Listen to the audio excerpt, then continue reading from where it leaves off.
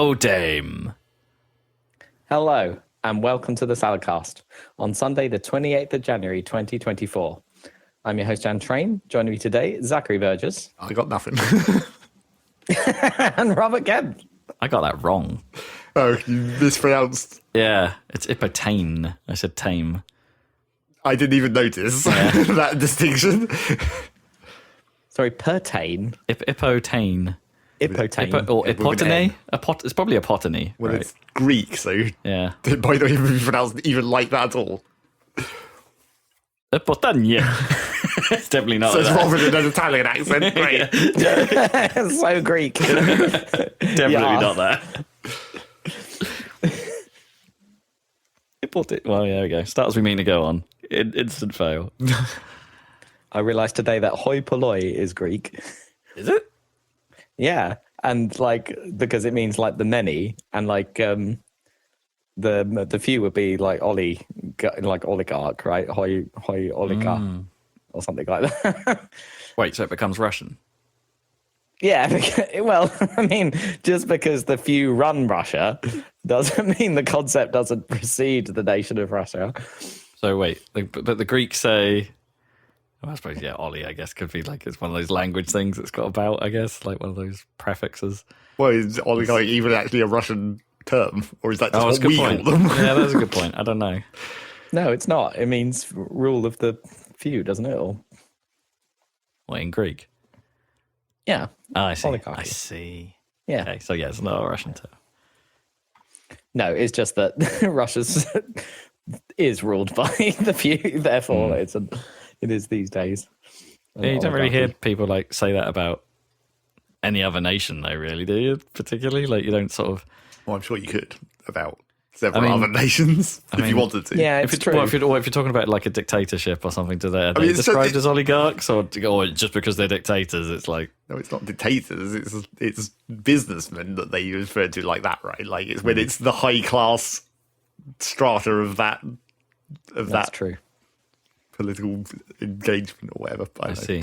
Oh, yeah, okay. Yeah, kinda I get think what you that's an evolution of the meaning of it, though, because And I think it the is only like reason we consider that as Russian oligarchs is that's just because that's the one place that we've heard about it. That's because Russians are our traditional enemies in that regard or whatever. guess. I'm sure if we were from like Brazil or something, it'd be like Argentinian oligarchs or something. Yeah, but the oligarchs only happened after the Soviet Union collapsed, Well, right? yes. And then there was loads of natural resources, and then the occasional person who managed to grab all of the natural resources of the state became the oligarchs, right? And then bought all the football teams. Feudalism. Is it? Yeah, is it just because like compared to even like as you said, like maybe there are Argentinian oligarchs, but is it like just because the influence of the Russian oligarchs is just like a magnitude higher than any other, and that's why it's Just so because it's well Europe. known? Well, yeah, or is it just Extreme, Europe? yeah. That's Yeah, people don't seem to pay attention to South America, do they? just in general, yeah. Unless it's football again. Or there's miners stuck in a cave. Yeah, that was a while ago. That was a while ago, but everyone paid attention. I mean, there's been another one That's recently, true. right? Or was that was somewhere in Asia, though, I think. Yeah, you're right. There was another one. Might have been India, actually. Didn't get nearly as much coverage. Well, they got some, which is... Yeah, I'm sure it's happening all the time and you don't hear about it. maybe not that severely. Well, no, yes, I'm sure it's only like one or two people, but I'm sure people are dying all the time in mine still, to this day. That's mines. Deep Rock Galactic has taught us anything. Well, on Earth, at least you don't have giant bugs to deal with, usually. Usually. Unless you're in Australia. Yes, exactly. That's a whole different kettle of bugs. Is there much mining to be done in Australia? Is it? I think there's loads. That's Yeah. where they It's where- they sell where all the of uranium comes from, right? materials Oh, is it? Yeah, they sell all the coal to China, right? Don't they? Oh, yeah, no, and the coal. China do have coal themselves, but they sell a lot of stuff from open cast Yes. mines to China, I believe. Iron ore and shit like that. But uranium, yeah. It makes sense because it's one of those things, I guess, like, you don't really, again, it's not really said a lot in news coverage or like where all that stuff actually comes from, but it's So I just don't know. They've just got a lot of land mass. So a bit of me in my head was like, oh, they must do a lot of mining, right? Because they've got a lot of land that nobody particularly cares about. Yep. Except they got those resources. Except the Aborigines, of course. Yeah. Even then, I don't think. I mean, obviously, indigenous people, but I think Australia was pretty sparsely populated. Oh, sure. Yeah. It's not like everywhere was America, sparsely populated by indigenous people, though. That's kind of the point. Yeah, but I don't know. There was quite a few tribes, obviously not to modern population densities at all, but I think there were quite a few tribes of American indigenous people. Yeah, but that's just a division, though, right? It's not like a population count. Just because there were a lot of tribes doesn't mean there was necessarily more of them. I don't know that the phrase indigenous and number really correlate, like, at all. I think it's just because Australia's like a desert and the middle of America is like the perfect place to chill out and eat loads of buffalo. Buffalo. Exactly. Or bison. I saw there's a whole the guy that makes all those awesome documentaries, American documentaries. What's his name? Ken Burns. To the point where that effect of rostrum camera over a still image is known as the Ken Burns effect. And if you use it in the that was a whole thing, wasn't it? It's called Ken Burns. Yeah, wasn't there a whole thing where it was like an Apple screensaver was just called the Ken Burns screensaver or something at one point? Yeah. And I find it confusing because in Britain, there was one guy who did the rostrum camera for every single documentary on TV for like 30 years. And his name was also Kenneth Burns, I think. Different person. No. Oh, wow.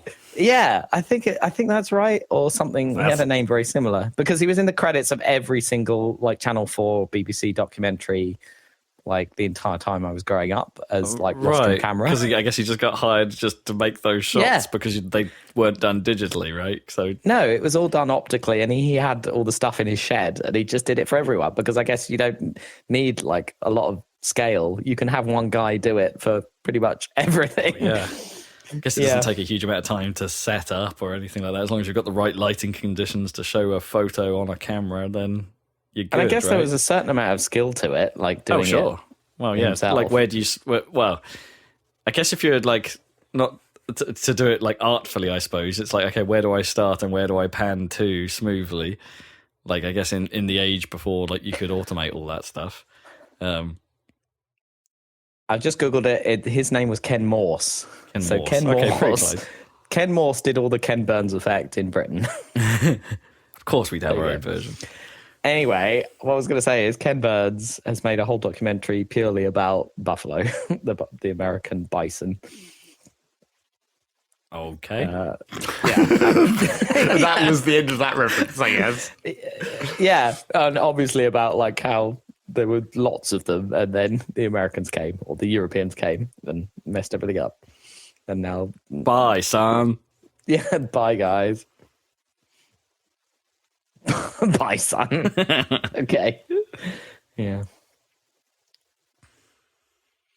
Hoi polloi. Hoi polloi. All right, yeah. Greek.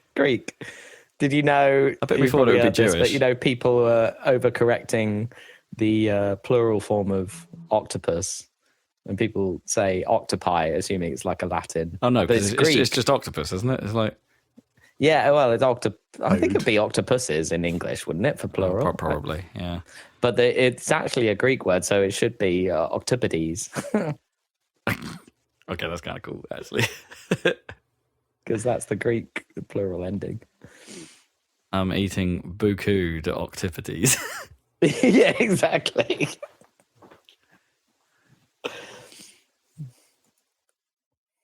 All right. Language time. Language done. Yeah, get out of the way. Stay fresh. Okay. What else is going on?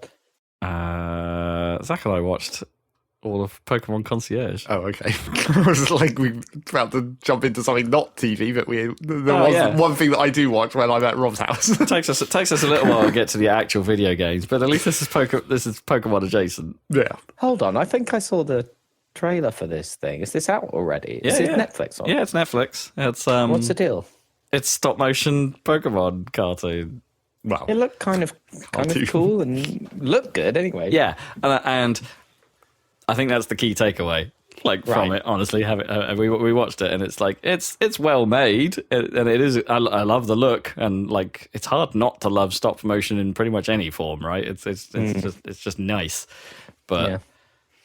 That's kind of all it's got going for it, honestly. I mean, it's not meant to do anything. No. It's like it's meant to be the most relaxed thing you've ever seen. Oh yeah, it's pretty which pretty is kind chill. of- it succeeds. It but- is pretty chill, and the colours are vibrant, and the Psyduck focus is welcome. Well, I'm sure. Not necessarily the Pokemon we each would have chosen to be the main focus. Well, no, it's because we had to choose something stupid. Like Well, you're saying Psyduck isn't a stupid choice to be the main focus of a show. Psyduck is rad. I don't know who would we have actually picked then. Go on, if you want to have a focal character that's not Pikachu. My brain is too messed up from not Pokemon at the moment. I can't even. I thought it'd be nice to sit the life and times of Trubbish, right? Well, he existed in that show, which I was surprised about. Yeah. They have this beautiful desert island and then just like this garbage bag. I mean, it's a Pokemon, but it's also just a garbage bag. And like canonically, if you have the Pokedex entries, it is kind of like literally garbage. Yeah. Like, so did someone bring, like, I guess it's just someone's Pokemon, it's not like a native. Like, someone I brought guess it with not, them yeah. to the island. Or do Trubbishes just spontaneously appear around like decay? Yeah, I don't know. I don't remember if the Pokedex entries ever got into that part. Unlike, Grimers or whatever, which are pretty much literally just pollution that came alive at some point. Mutants. Yeah. But yes, that was a weird one to see out of all the choices of Pokemon you could have had. I mean, yeah, it's I don't know. It was a good time, but like you don't go into it expecting any like cerebral Substance. engagement or I'm not. I mean, it's not even like it's not even like funny that often on the slapstick front or anything. It's lukewarm across the board, I would say. And even as good as it looks, there were at times where a bit of me was like, "Oh, that is a shonky composite there." There were some effects and stuff that I looked at and were just like, "Well, oh, you saved a bit of budget there." But then this thing must have been pretty tough to make, right? Like, Sure. just in general.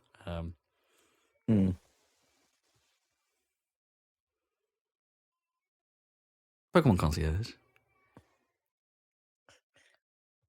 that the main Pokemon content so far this year? Wow. Well, I guess this year we just started. I suppose officially, yeah. Yeah, I guess so. Yeah. Like, Because unofficial We'll stuff is wait. coming up. presumably they're going to release another game at some point this year. Because that seems to Right, be what what they're is the doing right plans? now. They're just Do you grinding think them out. They've done the I mean- DLC for Scarlet and Violet. Right. So I think they're done with that. Yeah, I think that would be done. So it seems like it would definitely be too soon for another main line. Yeah. Definitely be. So it's Is probably, it too soon for if they went back to Arceus? No, I don't think so. I think they probably could make another one of those pretty easily. And it would be probably not any better quality wise. No. We are talking about them just shitting it out at this point. Yeah. To make space for having 1 year off from doing the mainline stuff in between the DLCs for the mainline Yeah. stuff.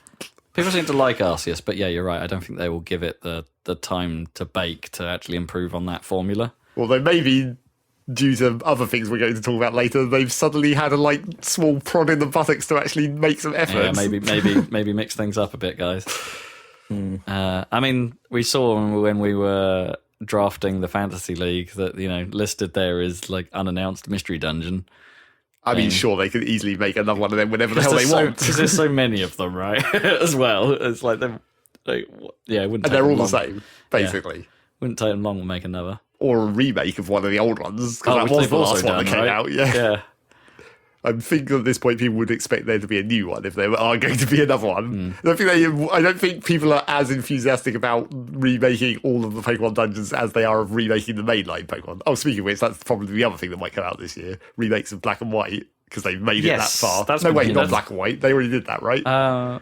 Did they? No, it was Diamond and Pearl were the last ones. Diamond and Pearl. So it I would be think. black and Yeah. white. Yeah, I think we're up to. That sounds right. But yeah, Where were those ones set? Black and white? Was they America or America? America. no. I don't remember where Black and White was. It was too generic for me to notice where it was meant to be set, basically. Because obviously X and Y were like Europe or whatever. Black and White, like effectively the fourth. Is it Gen 4? No, it's or is it Gen 5? Probably. So there was red and blue, gold and silver. Emerald and Ruby. Ah, right, that's the one I'm missing. Right, Emerald and Ruby, then Diamond Pearl, then Black and White. Yeah, that makes sense. And then it was X and Y, right? Yeah. And then they're catching up, basically. Well, yeah, I mean, at this point, this is probably the last. Well, also, this is the last pixel art one. 3D one. Right, yeah. So it would make sense that this might be when they're running out of remake space. I suppose technically X and Y still had pixel art sprites, but 3D graphics. Or did it? I don't even remember. No, wait, X and Y was full 3D at that point. What's the new generation cartoon like based on? Are they effectively doing like the first 150, or is it a little mix? Because they could. I don't actually know, because they did the not Ash, new Ash not thing Ash, was Sun and Moon, right? The Hawaiian one. But I don't know what they're doing now. I haven't been keeping up with what's going on in the Pokemon. Right, yeah, because I wonder if they would do a not full-ass Pokemon game of some description to tie into the cartoon. I don't know if you want to try and tie the games to the cartoon. They never directly. really. They've never done it like No. super tightly, right? The closest you can get is like when they did Yellow, I suppose. And be like, oh, Pikachu's popular, let's chuck him in there, or Hey You Pikachu version. You know that. Not Hey You Pikachu. What was it? There was. No, Let's Go Pokemon or something, right? Not the mobile game. They did a slight variant. The remake of Red and Blue, but the second remake of Red and Blue. Something like that, yeah. Where they changed the formula to like borrow from the mobile game a little bit. And yes, I expect there'll be a Pokemon game. Yes, there will be a Pokemon game, and I think most likely it will be the remakes of Black and White this year. Pokemon Go 2. That would be weird. That would be weird. Well, I guess the trouble with Pokemon Go is like, I think it's still popular, and it's just like we just don't know. Yeah. People do. I actually know people who play that game. Oh, okay, I know. There's an undercurrent still with kids, like because it for some reason that seems to filter down still. So new kids are still picking it up on a regular basis. As brand new players. And it's like you don't really need to make a new version of that game. You can just keep updating it. Just keep adding more of them. Sure. It's a live service, right? That's what it's for. But yeah. But if they wanted to do a big like song and dance about it, then they could. So many rare pokes. Damn pokes. What else do we need to talk about that's not immediately on topic? I mean, gyms. I'm not going to say anything about it because I haven't finished it yet. But oh my god, the Traitors this year! Oh, I love that show. I don't know why I love that. Everyone loves it. Like I don't watch any TV, let alone reality TV. But it's just werewolves, right? Yeah. Is there anything about it that's different? The rules are mixed up here and there, and what you're able to do and not do. But it is basically the werewolves baseline, and then they TV it up, right? Sometimes with like dubious rules where you're just like, oh, clearly these guys were going to lose, so they mixed it up a bit and made it really hard for them to keep succeeding. There's a bit of TV producer magic going on sometimes that you can sort of feel. But I don't know what. I don't even know why I like it. That's the thing, because I'm not really. I think in my younger days, I was kind of into reality TV for a bit, right? The early days of Big Brother. And Whereas when like it was new. Yeah, exactly. When it was kind of coming out of its shell a bit, then I was into it, and then fell right off it. And as most people did when they realised, wow, people are terrible. And also, once everyone realised that how manufactured it was. Yeah, sure. It's like it's not reality at all, really. No.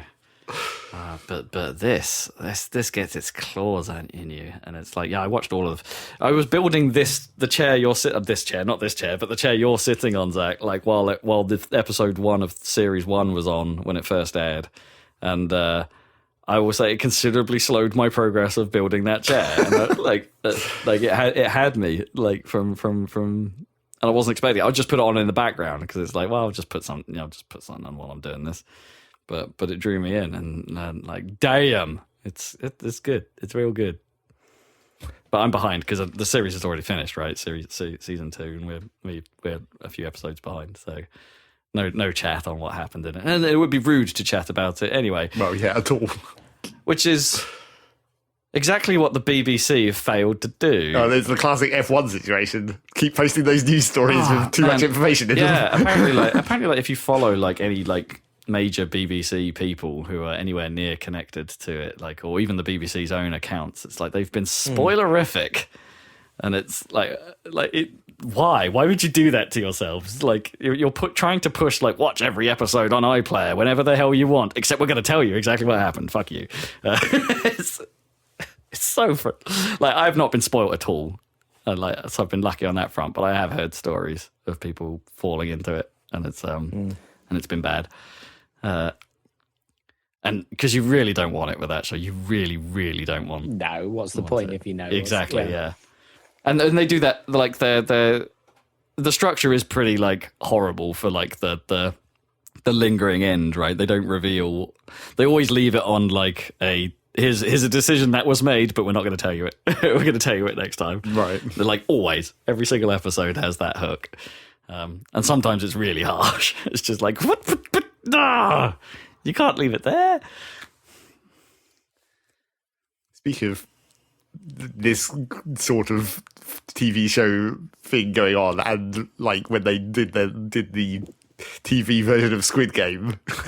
Oh, right, yeah. I was just like, in my mind, as soon as you say traitors, even though I've never played this game, I'm thinking of Among Us, of course, because I've been on the internet.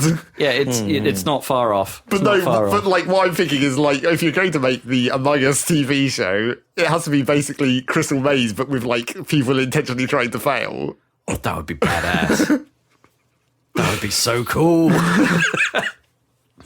Netflix throw a budget at it. That would be pretty great. Make it on a fake space station, like the space area of Crystal Maze, with dudes either side of cardboard doors going. Yeah, exactly. Zach, I think you need to get into TV development. Well, by saying the most obvious ideas ever. Yeah. Well, that's what they did with the traitors. It seemed to work. Well, yeah. Among Us is such a good idea for a TV show. It really is. The problem is, right, that Netflix would have to not Americanize it is the problem, because like, in concept, things like Floor is Lava are actually great, right? Like, and to a certain extent, the bits of what they edit are pretty great. The problem is it's held back by American TV design, where there's not actually a great deal of the action, and there's a whole lot of talking around the action. And a bunch of repetition. Yeah, so much repetition and coming ups and all of that nonsense that it's just, it was unwatchable. I watched 2 episodes of Floor is Lava, and then we're like, no, I can't do this. I really love your concept, and I love the fact that when people die in that show, they're never seen again. They don't even edit back to like, oh yeah, we fluffed that up. No, they are dead. Like they're gone. It's great. Like it's a brilliant decision, but it's unwatchable. It's unwatchable. Unlike, surprisingly, the UK, the resurgence of Gladiators, which I think I talked about last time, but that show's all right. That's nice. It's pretty much identical to the original, like, and it doesn't have a lot of fluff around the edges. It's all right. It's all right. Does it have contender ready? Does it have a Scottish accent? He's not Scottish enough. Ready. Damn it. Yeah. 3, 2. He doesn't roll his R's, you know. I mean, disappointing. Yeah, I know. Surely you can find a Glaswegian guy to do. They actually got like ex-football refs or something Well, to do it. I So guess that makes sense. Yeah, okay. so that was one. That's all right. That's all right. Trying to think what else we've been watching. We watched all of James May, Our Man in India, but you know, it's James May in India. That's all you need to know. Yeah, that is pretty much all you need to know. And an awful lot of videos about cars. Right, because you're trying to make some kind of decision of some kind. Segue. Yeah, I've been. I think last podcast I talked about my adventures in an EV6. We drove a couple more cars. We drove a a Volvo XC40 Recharge, because I've always liked the XC40, and it's like, well, now then there's an EV version of it, and it's pretty good, and ultimately, yes, they were right. It's pretty good. Like, that thing is like surprisingly chunky when you get up next to it. Like, it's tall. I didn't really sort of expect it to, like. I've seen them before, but I sort of forgot just how tall that thing is when you're right next to it. Worldwide, isn't it? What are you saying? They're trying to get into the American market, approaching SUVs. Yeah, I mean, it is. Yeah, it's definitely an SUV-sized SUV. It's not. It's like the thing with the XC40 is it's just not as long as you might expect. It's like short. It's shorter but taller, and you can feel that.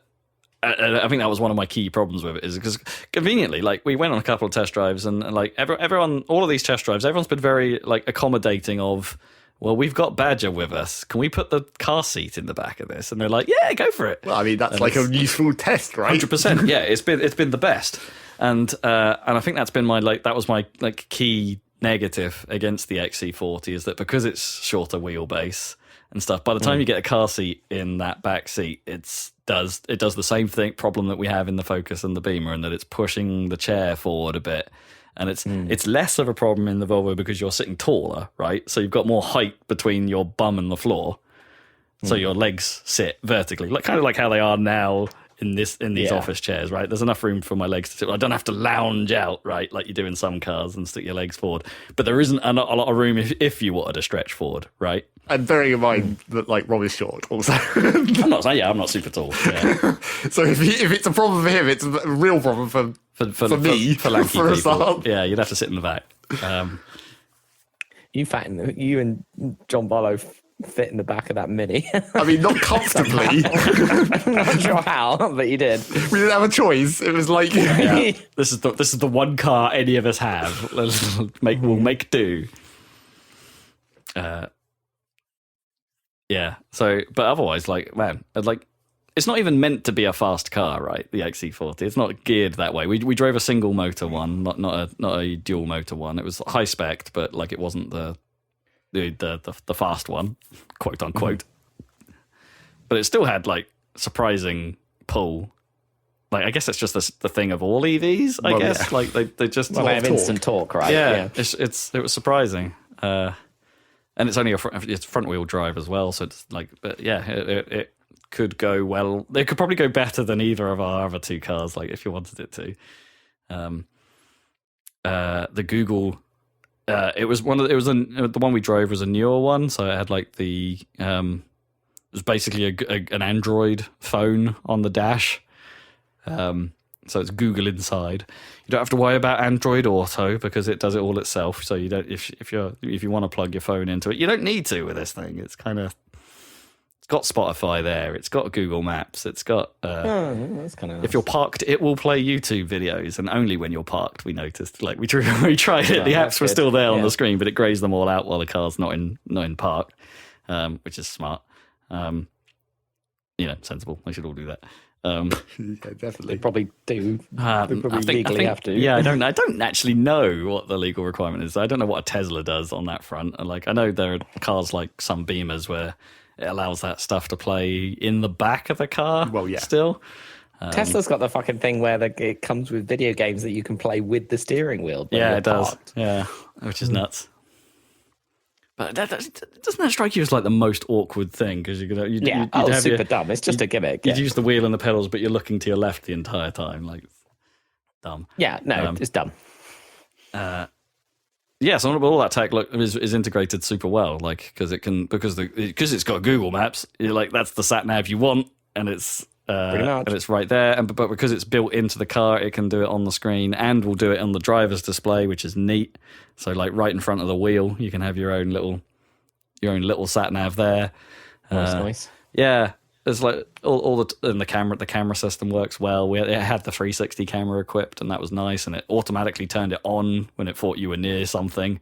Because unfortunately, we were test driving this during rush hour, so there was a bit of traffic, like work to do. But when Gnome got a bit close to some traffic in front, it turned the cameras on to be like, this is how close you are to that car. As you're trying to scoot by off into a side route.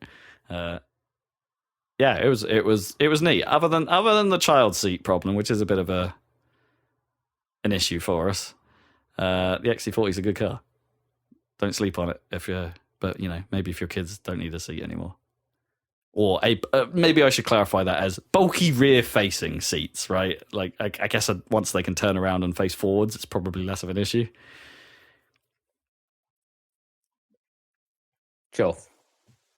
But enough about that car. Let's talk about the one Rob actually bought. The one I've actually bought, yeah. I bought a Jag. A Jag. Which is a bit of a surprise, because the I-Pace wasn't even on my radar.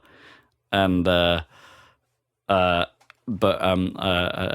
relative of mine who works for Marshall Jag, Land Rover,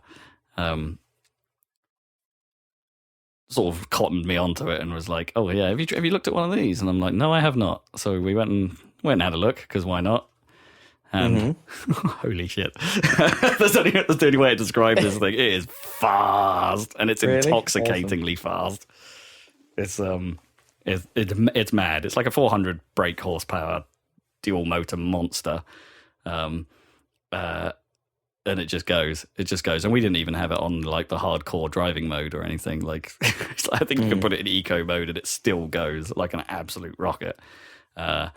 It's a bigger vehicle than the XC40. It's about EV6 sized, so plenty of room. And for us, did it pass the Badger seat test? It did. Flying colours, loads of room. You can lounge out properly. Like the interior is super luxurious. It has the tech is less good. If I'm being honest, Sure. Like its infotainment system's not up there, but it has got Android Auto and CarPlay. So pretty much everyone's just going to use those, right? They're going to plug in their phones and then be done with it. Yeah, exactly. That's good enough. Yeah, Slightly better than your 10-year-old Focus, I would say. 100% better than that. And maybe the whatever lining of the door won't stick out. Oh yeah, the Focus tail, yeah, or wings, whatever you want to call them. The door seals just hang out the side. That's actually fixed on mine at the moment. I got that done. Sure, I do see it on Focuses. Oh yeah, it's everywhere. It's such a Ford thing. I don't know why. Like,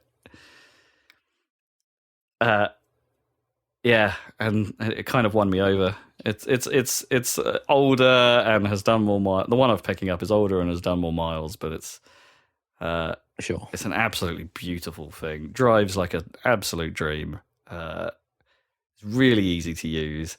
It is actually incredibly practical for us as well. It's like got decent boot space. We can fit the pram in it easily enough. It's higher up, so we're not bending so much to put Miles in and out of the car seat and stuff like that. So it's an all-round, for us at least, it's an all-round winner. Like getting pick up a used I-Pace. It's a bargain. Sweet. So that's what I'm doing. That's a few weeks off before I can get hold of it, and then because there's some logistical issues because it's nowhere nearby. But yeah. That's what I'm doing. We were just immediately sold on it. Even Gnome was she was more heavy-footed than I was driving it on the test drive. She had absolutely no reservations about there being a salesperson in the car with us at the time, and just absolutely floored it.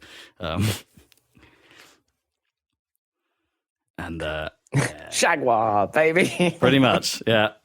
Yeah. It's already in a lovely Sonic the Hedgehog blue. So, there you go. It wouldn't take much to put the Union Jack vinyl on it, I guess. But. Yeah. Isn't it funny how the English countryside looks in no way like Southern California? Yeah. I saw that again the other day. That's Lost in Paris 2. I love that joke. Yeah. No, I don't think anyone remembers that joke. But it's like got the English telephone box, right? Isn't it? And isn't it Will Ferrell like in a Fez or something? Yeah. Like just like I just hate it when someone asks me a question 3 times. It's just like, damn, 3 times. Yeah. No, technically that was a different question. I think that the nostalgia for those movies is about the right time. What's it? 25 years, right? Yeah, about right. that. Yeah. Yeah, we're old. Yep, that's a good.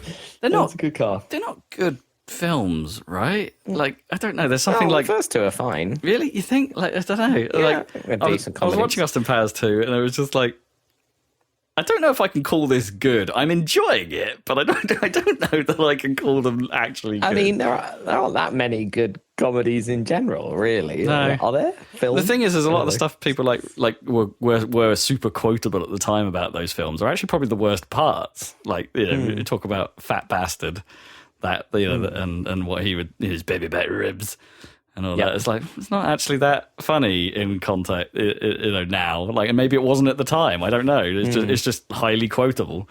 Whereas old memes are old. It's like, Yeah. you're done with those. Old memes. Yeah, I think so. It took a long time for us to fully escape a lot of those memes of that period, but Come on. Get in my belly. See, I'm doing it now. Okay. It's because they're so memorable. I still say if someone's coming into my flat to see it for the first time, I'm always like, welcome to my moon base. And I love that joke in like, you guys are Moon Unit Alpha and you guys Moon Unit Zappa. No, yeah, okay. Nice. It's so good. Nice. I guess the one I call it the Alan Parsons Project. I was still trying to think of like what memes from Austin Powers haven't I escaped, and I guess it's $1 million, right? Whenever anyone says $1 million, that's so it's like, oh good. yeah. Yeah, the twist of the hand, the little finger. It's all that one stuck about. I think much of the mini-me stuff really like carried, No. right? No.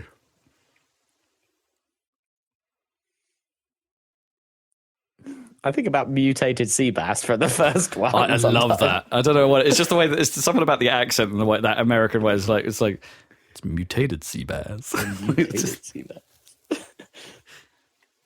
Yep. More delivery more than content in some cases. Yeah.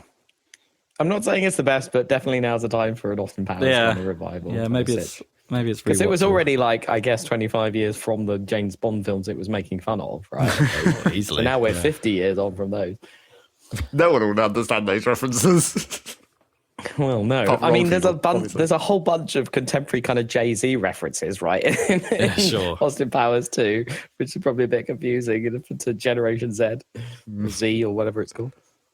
Zoomers, sorry, whatever. Oh, shizzle. Yeah, so the whole raps, obviously. Well, so yeah.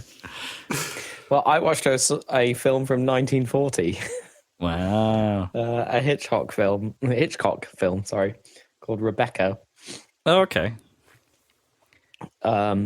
which is black and white.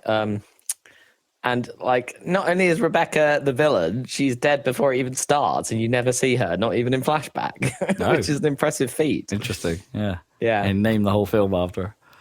Yeah, well, I mean, she's a malign influence throughout, but like, it's a bit confusing because like this woman is kind of gets involved with this man who's been divorced from Rebecca. So the woman, it takes you a while to realize that she doesn't seem to have a name, or no one ever says her name. And I got to the end and it's like she there is no name. I don't know how she's credited as, but she's just an unnamed protagonist woman. The woman. Because I think it's to emphasize the fact that Rebecca is, dominates everything, despite the fact that she's already dead. But it's like the whole courting period where she's getting involved with this guy who's played by Sir Laurence Olivier, so Nice. quite serious acting chops. Everything is red flags, but it's hard to tell which of those are, because they're obviously meant to be red flags, a lot of them, but it's hard to tell which ones are red flags and which ones would have been acceptable in I see 1940 what you for a mean. woman. Yeah. Because it's hard to, because it's obviously meant to make you think, oh my God, what the heck are you doing? Don't get involved with this guy. But it's hard to tell which. He's literally like Mr. Chalmley Warner from Right. Yeah. It's like, women, know your limits. Yeah. So it's just wow. So in a way, like the film is actually selling its message or whatever it's trying to do way stronger than perhaps intended. But it's still Yeah. but it's still following the intent. Yeah, absolutely follows the intent. I don't know. It's hard to tell. Anyway, but it was very enjoyable. I thought that was the film where the term gaslighting comes from, but I think it's another film. But it's a sort of similar kind of psychological. Basically, she marries this very wealthy man, divorced man, and ends up in his giant manor house in Cornwall. And that has an entire staff who are all like, obsessed with the old dead wife, Rebecca. I think she's the best thing ever, and are suspicious of the newcomer, and she doesn't know what the hell she's doing. Yeah, and it goes from there. It goes. So I recommend it. But there are very few Hitchcock films that are not worth watching. I think you could probably watch them. They're probably all I've good. ever seen it, like not all the way through. Anyway, I think I've seen bits here and there, but not Of the not Hitchcock film? Yeah, not sat through a whole Hitchcock. Oh man, I mean, where do you even start? I mean, maybe Vertigo. I mean, Psycho, obviously, but Vertigo is amazing. That was voted like, Sight and Sound magazine, which was the British magazine for actual film people and directors and stuff like that. They have a critics poll, and it's every long period, or it's like every 20 years or something they do it. And it used to be the top of the poll, always used to be Citizen Kane. Yeah. But the last two times it's been Vertigo. Citizen Kane is number 2. Yeah. Interesting. Is it just too long for people?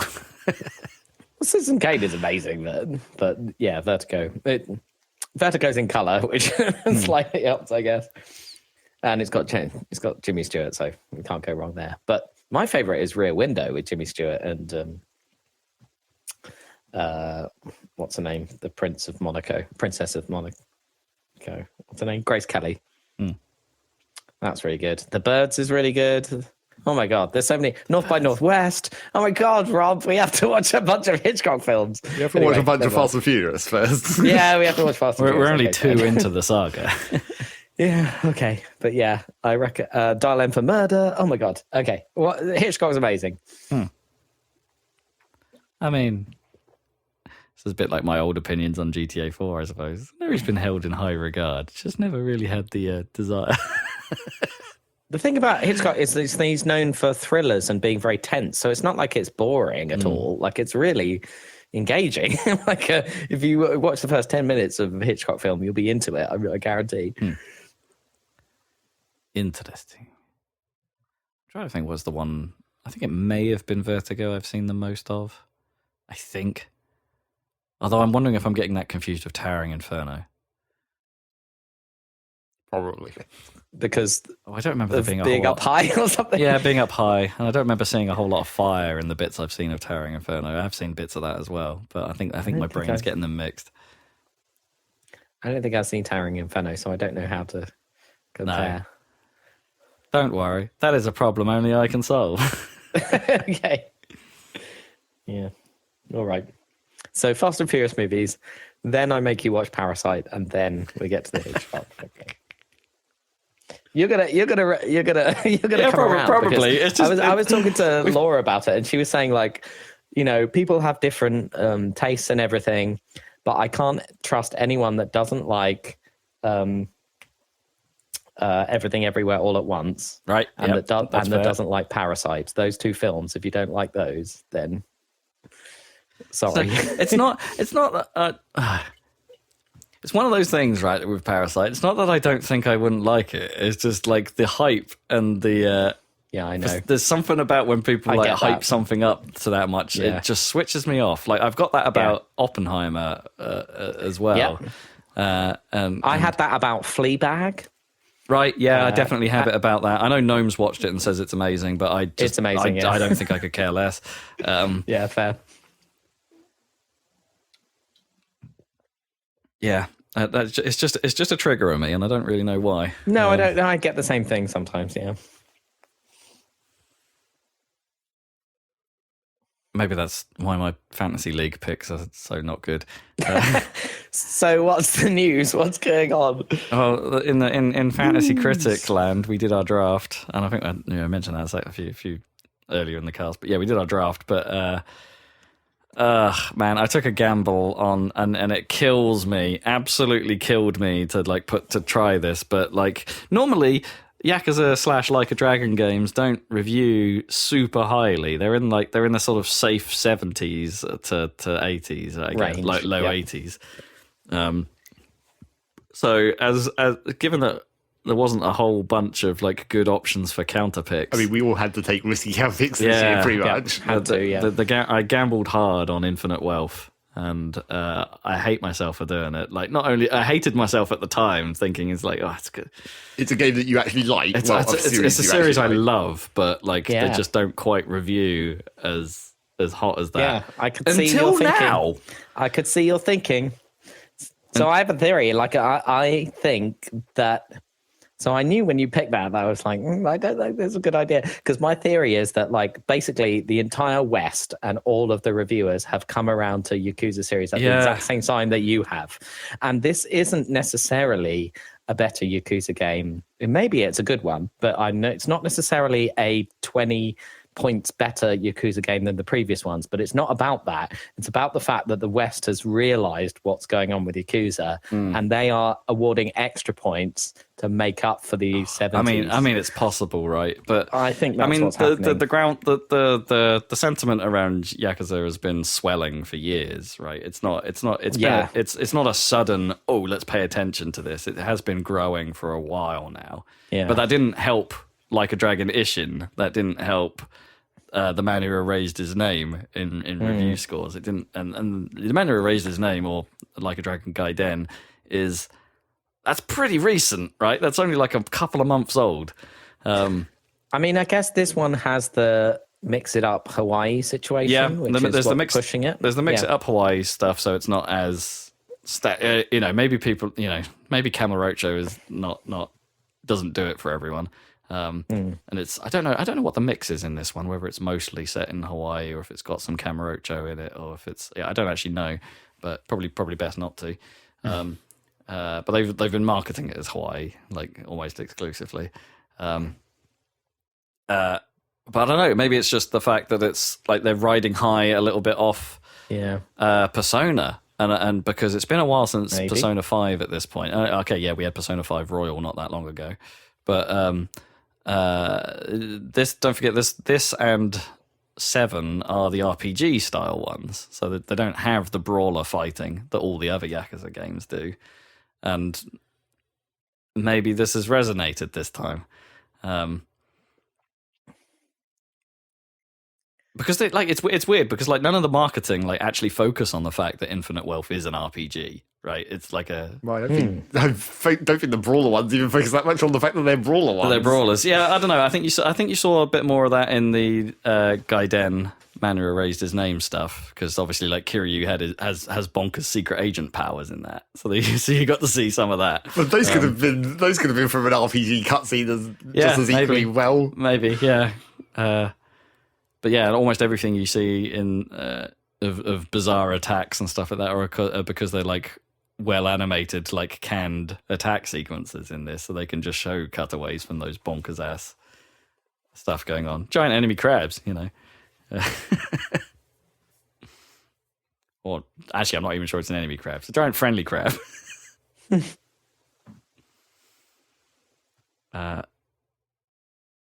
And it's been demoing real well at shows, because that EGX demo we played was sweet and got and with its hilarious pizza delivery or fast food delivery game, Crazy Taxi inspired. Of course, Sega Legacy. Yeah, it's I mean, you might. I don't. It's hard to argue with you. Like maybe it's that, but. There's been that's my theory. There's been plenty of opportunity to come round before, but maybe this is just I think this is the time. Yeah. Yeah. Or maybe people are super hype about that Animal Crossing mode. I don't know. Maybe. Anyway, bad luck for your The worst luck for my team. I mean, also- we might all be equally screwed on our counterpicks. Yeah, who knows? So, The other ones might be bad as well. But Yeah. that was almost. I as mean, bad as my one isn't even any consideration of the review score. It's just whether it comes out this year. Yeah. I think that's I'm pretty sure it's might- guaranteed to get lots of points. Oh yeah, because Zach's gone Hades 2 for his counter pick, and it's Yeah, so that only works if it doesn't come out of early access this year, which is but that's the bet, right? Yeah. Which is, fair enough. that's a reasonable shout. There's a reasonable chance it won't actually come out of EA. Not that EA early access. It's in the game. Yeah. I also got a 90 out of Tekken 8, so I'm doing all right out of the gate there. Boy, that's reviewed well. Again, that's another one of those where I don't think Tekken 7 necessarily was hitting those high marks, but No. yeah, people seem in, and I don't know. I saw the Digital Foundry Tekken 8 and showing side by side with Tekken 7. It looks way better. Yeah. Oh, yeah. Tekken Sure. 7 Visually, looks- yeah, absolutely. Sucks. Anyway, so, yeah. I mean, Tekken 7 was a good-looking game when it came out. I guess it was a while ago. Yeah. That's been a while. Yeah. It's not an awful-looking game, but yeah, I know what you mean. Like the tech difference between the two is substantial. Yeah. It's Unreal Engine 5, I guess. So. Oh, is it? Ah, Yeah, I didn't realize they'd it's gone only 5. I believe. Yeah. But yeah, that's worse than Diablo 4, isn't it? You've got like negative. Oh 20. yeah. Oh, Oh dear. yeah. This is the worst counter pick we've had so far since we've been playing. well. So. Oh well, you can always come back. Yeah. Gotta hope for some announcements in the news at some point through the year. In the news, what else is going on? Sad things. Some sad things. Let's for sticking vaguely chronological. Pretty much. Well, not long after we did our last podcast, it was time for Microsoft's Developer Direct of the year. Which was less cool this year. Much less cool this year than it was last year because we didn't get a surprise Hi-Fi Rush like Shadow Drop. No, And it's like, you're not going to top that. You're not going to. you can't get that every year. Can you? I mean, it wouldn't have even had the shadow drop, and it still would have been cooler than this Yeah. year. just some surprise announcement. I mean, their attempt at a surprise announcement was not Microsoft. was a non-internal studio. So Square Enix turned up and were like, by the way, Visions of Mana is coming to Xbox. Get hype. Which, I don't know, I guess is a thing, because I don't know if any of the Mana games have been on Xbox, like any of them before. I don't actually know. Oh yes, that's the problem for our perspective is we wouldn't know because those weren't games that we were interested in. I mean, the game looks fine. Well, sure. I mean, I've got no beef. just a Square RPG. Yeah, I've got no. I mean, it's a Square RPG more on like on the Dragon Quest side than the Final Fantasy side, but it's not something I'm super familiar with, and yeah, I've got no beef with it. But as I say, as a surprise in the show, it's like that's not a big deal. That's not a big hitter, unfortunately. But what they did show was a bit of a. I don't know. It's really hard to say. I'm a little bit reluctant to use the phrase mixed bag, but the show itself felt like a mixed bag. Like, so we got to see some Avowed, which is Obsidian's new Skyrim, basically. And that's really all you need to say about it. That's like that covers pretty much the whole thing in terms of like what the content looked like. They really didn't show anything unique about it, and what they did show looked, I don't know, to my eye, it looked a little rough, like a little ropey. They were like, and you can use devastating special attacks, and then this like puny purple thing appears on screen, and, sort of just, and then the guy in front just sort of dies. Like, doesn't look like a devil. I mean, it's probably devastating in terms of DPS or damage it did to the creature or something, but visually it was very boring looking. And they were talking about, you can mix and match your hands as you wish. You can have any weapon in any hands. You can be wanding in one hand and swording in the other, or da-da-da-da. And it's all like, well, yeah, that sounds like the natural evolution of where Skyrim would go. I mean, right? Skyrim technically did that. Right. You could equip things in each of your hands. Yeah. And then they tried to be like, and your decisions have consequences, and then didn't really show that. Their example was really poor. Well, I think that was sort of like not exactly in the same way, but this whole thing had too many cases of developers saying things and then not really And then they didn't show following it up Yeah. in any way. And they didn't show it. It was a bit of a problem. I mean, I think there's a couple of things we can probably like rely on a little bit, and it's an Obsidian product, right? So hopefully the writing and is going to be better than what they showed off here. And writing is a hard thing to show. They haven't done like a story trailer or any kind of like this was mechanical. We don't really know anything about the setting in Avowed that much yet, or any of that stuff. And that's generally what Obsidian are great at, right? That's their bag. So we're not getting that flavor, which is it just seemed like a weird direction to go to show that game off from that studio. So there's that. It's out this year, in the fall. They didn't give it a hard date, but it's in the fall. What did get a hard date is Hellblade. It's coming out, guys. Finally. It's coming out. Come out, guys. It's coming out in May, and my Xbox is already telling me to pre-install it. Okay. I mean, I don't think we learned a huge amount from this. This was kind of like, it's kind of their thing in this thing, like, because it's a developer direct. So it's like they were showing off, like, hey, we got a whole new mocap studio in to do Hellblade, and we got all our actors back. You know, the ones that won awards and stuff. Let's, yeah, woo, like, but we didn't actually really learn a huge amount about the game. They pretty much just said, because it's Hellblade itself is a hard one to really. You don't want to spoil anything. Yeah, you don't want to spoil anything, and it's a hard one to sort of nail down what it's actually about, like, unless you play it. I assume there's still going to be the odd environmental puzzle, and there's going to be... I mean, it had combat, right? And they did say, it's like, oh yeah, we've put a lot more effort into making the combat like engaging and visceral, and we want you to feel like you're only just scraping by every fight. So, I mean, there's that to look forward to. I mean, it doesn't look, and none of it looks like a traditional game. Is the interesting thing? Like, so even when you're in combat, the camera's like right close to Senua and what she's doing to the bad guys and things like that. And it's a hugely cinematic looking game, a hugely impressive visually looking game. Like, it definitely looks the part. I like that first game. I've got high hopes for this second one. Like, I want to see how weird it gets, and they're not really showing a lot of the weirdness because that's where the spoilers will be, presumably. Yeah.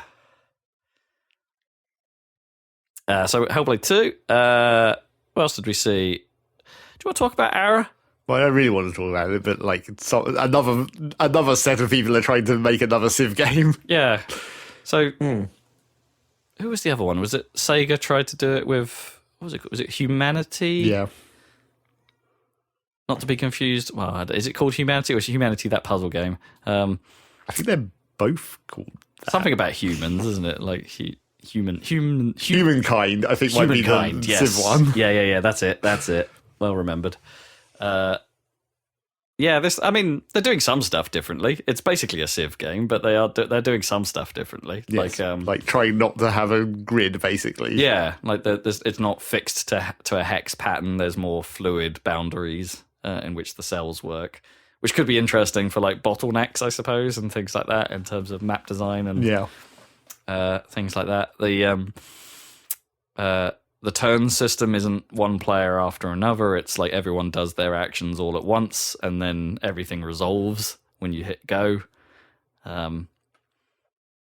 which presumably is designed to make playing multiplayer a little less painful.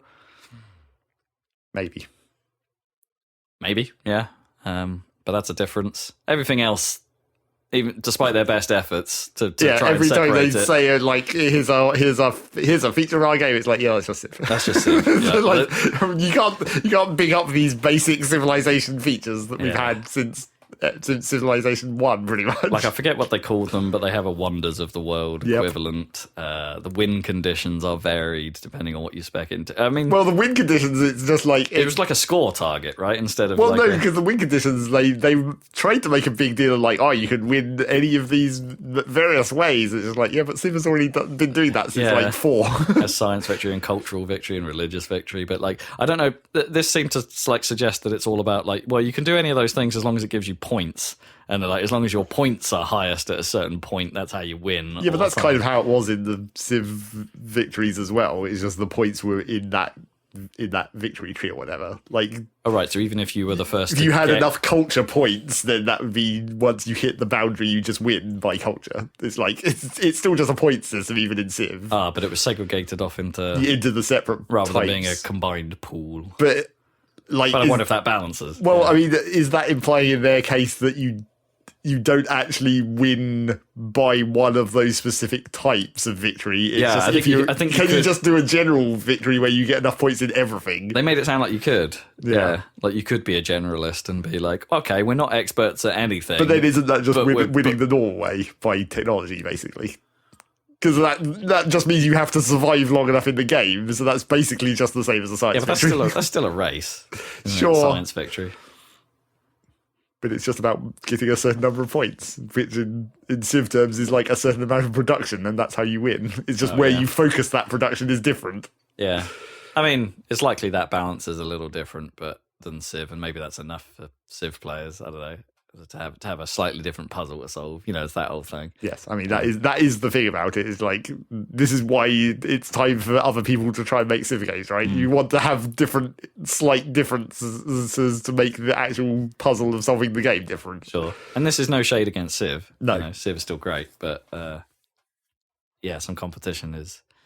What is Anno? Is Anno in this belt as well? No, Anno's more like a city builder. Oh, okay. Right. It's more in the Tropico vein of city builders. Gotcha. Yeah.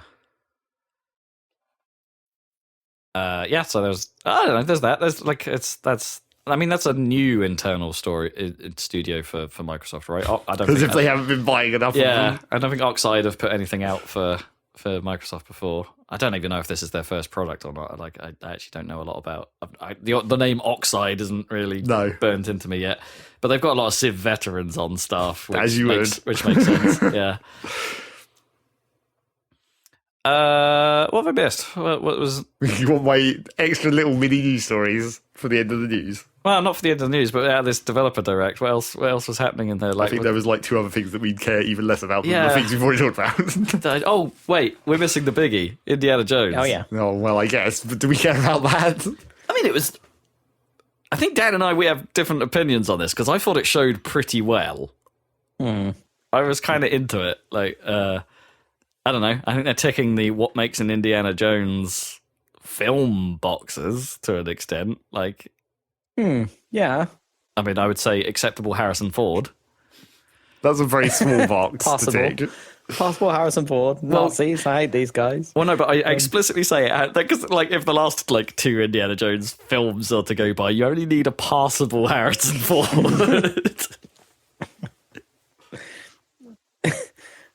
I mean, but are you saying those were good Indiana Jones movies? I mean, I enjoyed Dial of Destiny. I'm not. It's not. Doesn't hold a candle to Temple of Doom, but but still, it was passable. Serviceable. So it's enjoyable. I had a good time watching it. I don't know. I thought the trailer looked good. I mean, it's Machine Games, the Wolfenstein team seemingly having a go at a bit of an Arcane-like game. It looked a bit like... like Tomb Raider. Dishonored-y. Unsurprisingly. Yeah. Well, if Dishonored was a bit more grounded, I think is the... Oh, sure. First person, stealthy. It could work. Doing some whip combat. The problem is that exact focus of obviously Indiana Jones has to be stealth, and when you get into combat, you're not going to be doing you might do some machine guns, but you're probably not going to do much machine guns. I mean, I think there was some like a turret sequence they showed. Right? Sure, it was on it. It was in a plane, but shooting up a plane. Having the bulk of your game be stealth is always risky. I mean, Tomb Raider showed that once they went into the modern Tomb Raiders, where it's you could get away with it for a while, but people fall off that pretty quick. What was it like? I forget what I forget what their subtitles were, but the first two of the most recent trilogy were were good. I haven't played. Well, yeah, that's what I'm saying. The first 2 out of the 3 when it started to fall off. Yeah. You can't sustain stealth mechanics for like that many games. Yeah, I don't think people were too up on Shadow of the Tomb Raider, which was the last one. But that wasn't handled by Crystal Dynamics, right? That was actually given to a different team, I think. And it's also like, you know, falling into that realm it's not, we're not even just talking about like multiple games in the same series. It's like that format of game I feel like is starting to fall off as well. Maybe, yeah. What the immersive Surely if you want to sim, emulate a quote-unquote. game, you just rip off Uncharted, right? Well, I mean, Indiana that's- Jones. But I think that's why they didn't. Yes, that is the problem. You can't Yeah. just rip off Uncharted because we're done with Uncharted at this point. Well, sort of. So, well, yeah, I think Naughty Dog are done with Uncharted, right? I don't think they're going to return to it anymore. No, I think it's pretty done. Story-wise, it's done, for sure. Yeah, absolutely. Yeah. Uncharted 4 is really good. But yeah. That was Microsoft. Oh yeah, there was by the way, there's a Last of Us Part 2 re-release on PS5. Yeah, or the whatever. PS5 remaster. That Yeah. feels very too soon. Well, I mean, are they going to remaster this remaster again like they did with the other one? We're going to get this on PS6, I guess. Shit, they did do it twice, didn't they? Yep. With Last of Us Part 1. Was it? Yeah, it was The Last of Us remastered, and then Part 1. Yes. Don't remember Part 1. Part 1 is the most recent one. Right. Where they for PS5. PS5'd it, yeah. All right. And changed some models around and made things look a little different here and there. Yeah, that's the most recent. I mean, I would hope that the PS6 is going to be slightly further away than those 3 remakes were together.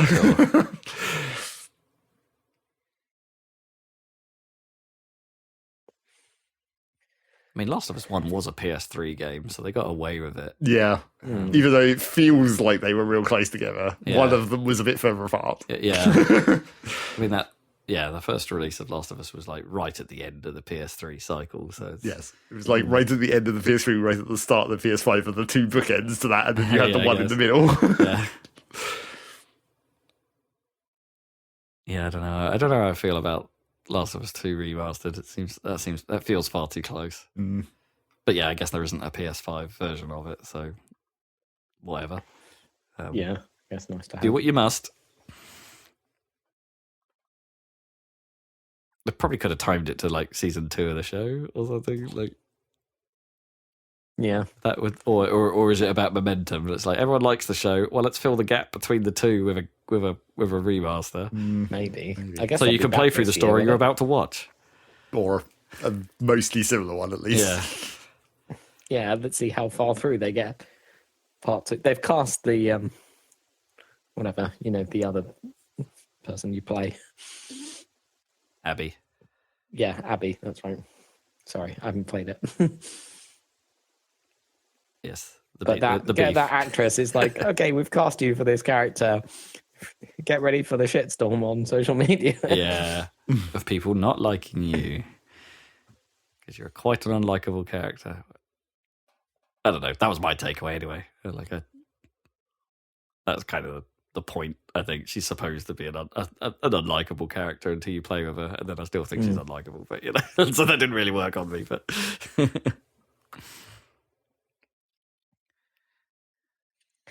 Right. What else is going on news-wise? Microsoft has fired a whole bunch of people. I mean, at this point, this might as well not be news. This is just continuously happening it's since just the end of constantly last going. year. Yeah. So Everyone is Laying firing people everyone. off. there's a stat. After they acquired Activision Blizzard, right? Yeah, They're I mean it's a now pretty big laying number. It's everybody like 1,900 people.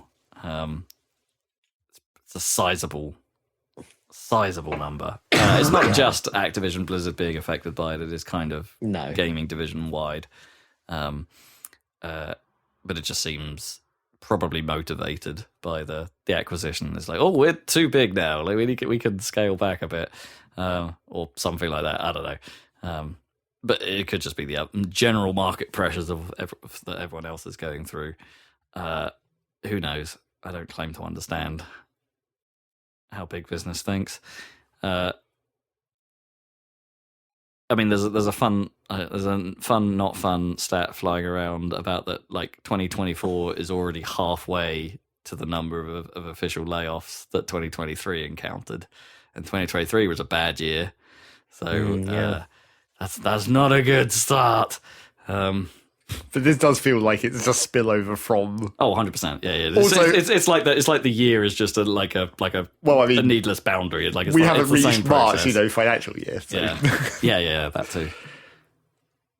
But yeah, one of the major casualties of this is that a project Blizzard had been working on for 6 years, behind the scenes, was totally unannounced until now, a survival multiplayer experience called Odyssey. That's been completely canned, and I think most of the staff that Blizzard lost were staff that were working on Odyssey. That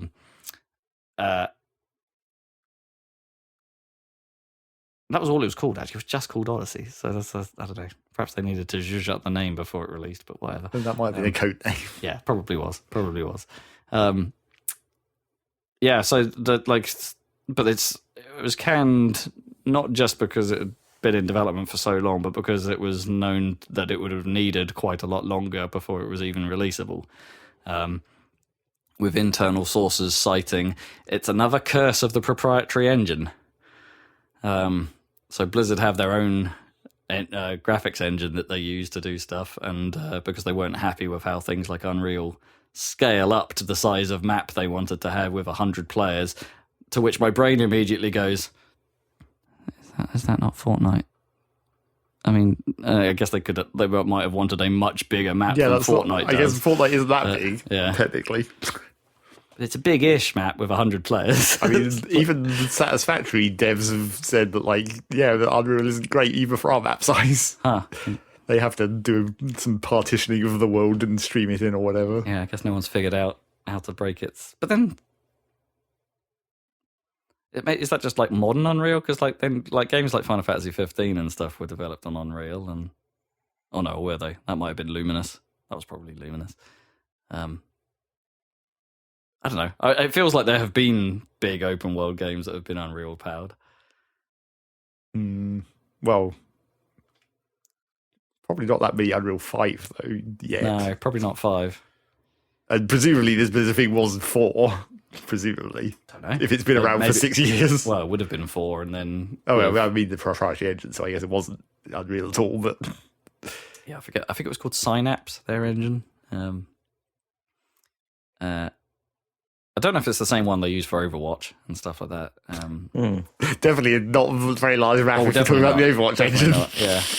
But anyway, that was the core reason they were apparently struggling. They were struggling to get their own engine running to a way that would support the game. So their pipeline apparently involved making all the assets and making all the materials for Unreal, prototyping stuff in Unreal, and then having to go through a second process to port it all into Synapse. So they should have just used Unreal, apparently. Well, maybe, but then, so they could have done all the asset work and stuff like that, but then they can't actually make the game function in Unreal, so then they had to do that. Yeah, it sounded like a bit of a mess. It sounds like they could make the game function in either engine. Yeah, exactly. They probably, I don't know. Yeah, probably could have borrowed someone's help. Get Frostbite and then get screwed by that engine not working at large scale either. I've forgotten the name of it, but whatever the Gorilla engine, right? The one that powers Death Stranding and Horizon. That could have been. Yeah. That's a licensable engine, but then they probably wouldn't have been able to get hold of it because that's Sony, right? Not any longer. What? Well, it's Microsoft now. Oh no, but sorry, I meant the Guerrilla Games engine would be Sony, right? So yeah, that's what I'm saying. Yeah, they wouldn't be able to get hold of that now. Yeah, I mean they probably could if it's an engine. I'm sure there's some they might have a licensing that is more agreeable for that, even cross companies. Maybe. I'm sure Sony would throw their weight around and be like, because we still haven't seen Death Stranding on PC. I guess it depends. on Xbox. Because it depends how much they consider that kind of engine thing valuable to their overall dev studio groups or whatever. Yeah. Apparently that second Horizon game's coming to PC very soon. So Sony actually carrying on their support of PC, which I find interesting. Not played any of them yet, but I find it interesting. That's pretty much all I got. Zach surprised me with news. Well, there's only 2 small bits of news that is more like things that I've been seeing in my Steam news. One of which, weirdly, because I haven't played this game on Steam in forever, but apparently, EVE Online, they're making an FPS again. Wait, what? They're Really? making another FPS. Really? Yeah. Oh, come on. And it sounds like it's a separate thing that you have to. It's not like it's part of EVE or anything. So it's going to be basically. It sounds exactly the same. It looks different from the tiny screenshots I've seen. Obviously, I'm not paying attention in any way. This is like headline, but yes, I mean, thought it was funny. if they start now, they've still got time to come out before Star Citizen. Yep. Oh, I mean, yeah, easily done. And then the other, I guess, That's interesting because it's weird timing because just this week, like I was listening to a podcast and someone referred to Dust 514. Yep. And it's weird. Well, maybe that's why. Yeah. Maybe they. Well, maybe they knew, but it didn't come up as that topic. Yeah. They had been reminded of it because of that. Yeah, weird. So wait, the plan is they're just going to try the idea behind 514 again, and it's going to. I don't really know what it's be a shooter actually and like. link into EVE Online. Yeah, I don't know what the joining is or anything like that, the linkage, but yeah, just a universe thing. Yeah, all I saw was the headline basically of like, oh, we're doing here come the test rounds. Join now to get your EVE skins for being a tester of the FPS. So it's that far along as well that they're supposedly, yeah. But 5-1. I mean, I guess nobody knows, but I wonder if 514 was profitable for them in any way. Well, I don't. Because wasn't it PS3 exclusive as well? Well, yes, that was the major problem, and super pissed off all the PC players of EVE. Obviously, I don't actually know what systems this one's going out on. As I say, this is literally, I only read the headline of the news story and was like, well, that's weird. And then said it here. And then the other new release, I guess, coming up, which is also weird, is they're making Prison Architect 2. Oh, yeah. Except, like, they're not making Prison Architect 2 because they sold that IP. The 2 guys who made Prison Architect 2, that's not them making Prison Architect. I mean, they're making Prison Architect 1. Yeah. They're not making Prison Architect 2. They sold that IP to Paradox. Oh, so it's not. I thought it was a Team 17 joint. Nope. Where did I get that from? Probably another similar game. Yeah. But yes, they sold it to Paradox, so now a developer under Paradox are making. Well, it's the developer that basically took over Prison Architect 1 when they were doing the Paradox thing of making a shit ton of DLC for it. Right. Yeah. So now the developers who were making the DLC for Prison Architect 1 are making Prison Architect 2. And as far as I can tell, looking at the developer page on Steam, which admittedly might not be everything they've ever done, obviously, this dev studio just makes DLC. They made the DLC for Prison Architect 1 and Minecraft Dungeons. Oh, weird. And a couple of other, and I think there's a couple of actual games in their list as well, but not one. No, actually, I guess they might be a port studio as well, because I think the only other game the game in their list that was an actual game, not a DLC, was Pixel Junk, and I think they were doing the port because that's like Q or whatever, right? Or one of the other versions of Q that isn't Q. Yeah, I want to say Q were just a publisher for the Pixel Junk games. But yes, I think that might have been they did a port of the Pixel Junk into Steam or whatever. But yes, so it's weird. But basically, don't get too hyped about a new Prison Architect, bearing in mind that it's not the people who made Prison Architect. I did see it did pop up on my Twitter actually. This, and so I've seen the reveal trailer. Yeah, I guess, and it's like they're making a big deal of that it's it's 3D now. Yeah, and for what purpose, really? Also, prisons aren't often, super multi-story. Maybe a couple of stories. Yeah, they're normally I don't know. I would say most prisons are 2 or 3 stories, in a central hall. 2 or 3 stories, but is there any difference between those stories? Not really. No, they're just It doesn't have 3 times as many people. they're just piles of cells. Yeah, I don't think making it 3D inherently gives much gameplay value to the game of Prisoner, I think. So yeah, we'll see about that. We'll see how that goes. I mean, is it got your like Kerbal Space Program 2 like heckles up? Well, I mean, it's Paradox, so yeah, pretty much. Also, DLC. That's the Paradox assumption. Sure. They just keep making DLC for goddamn everything. Magic. So yes, that's the tiny bit of extra news. Apart from, I guess there's quite a lot of extra news about one of the things I've been playing. Yeah.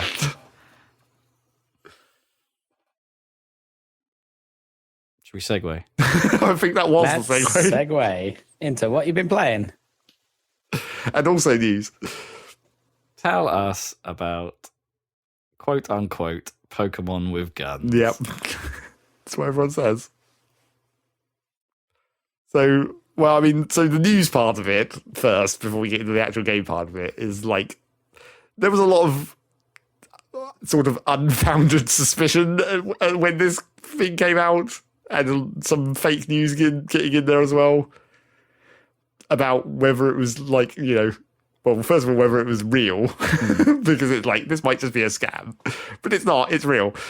And then there was... I mean, it'd been advertised like twice at the Game Awards, I think. Yeah, and I mean, it's not like this came totally out of nowhere. It's been around for like 2 years in development. It's very, very much a known quantity. And then there was some suspicion about like AI involvement. Right. But like that turned out to be nothing. That turned out to be people overblowing it. Also, I mean, like, so the CEO of the company is quite enthusiastic about AI in a businessy way that you would expect, and therefore people were on high alert for potential AI generated content. shenanigans. Yeah. Sure, but apparently it doesn't seem like that was actually true. And then the next layer of that is like plagiarism, basically. It's like, if it's not AI ripping it off, it could still be humans ripping it off. Yeah. I mean, something that looks like a Pokemon might be a Pokemon. Yeah. And like, so once I'm in there looking at these things, it's like, sometimes it's like, okay, you can see some inspirations, and sometimes it's like, here's 2 things mixed together, and then sometimes it's just like, well, that's just Pokemon. I know exactly what Pokemon that is. It's got the exact same design features. It's just slightly differently shaped. The funniest one I saw, the funniest like quote like plagiarism like accusation I've seen is one where they'd actually done a little bit of modeling work to change the look, but the idea, oh man, they took Oddish, right? Was it like a duck-like thing holding a leak? No, that's far-fetched. Sorry, you're right, not Oddish, but it is far-fetched I'm thinking of, yes. I love far-fetched.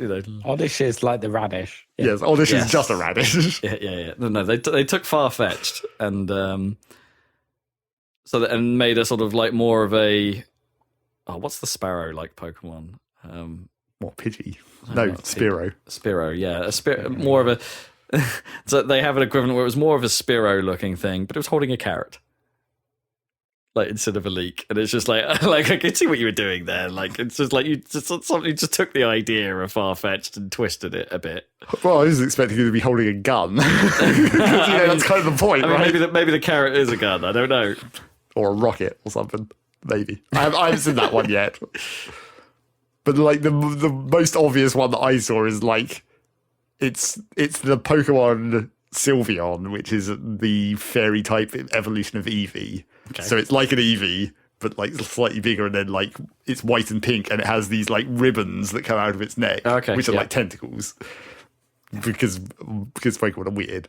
But then like the version in Palworld it's the exact same pink and white. It has the exact same tentacle things. It's just like a rabbit, and it's like bipedal instead of quadruped. And it's like, it's exactly the same design features, just like on a very slightly different animal. Yeah, just transplanted. And I think that's what most of their designs actually are, right? It's the same idea, just transplanted slightly. Well, it's like that one is the most obvious where the design features have been transplanted, but some of them are like the exact same shape in a different way, where it's like there is just one that basically looks exactly like an Eevee except sort of like fluffier.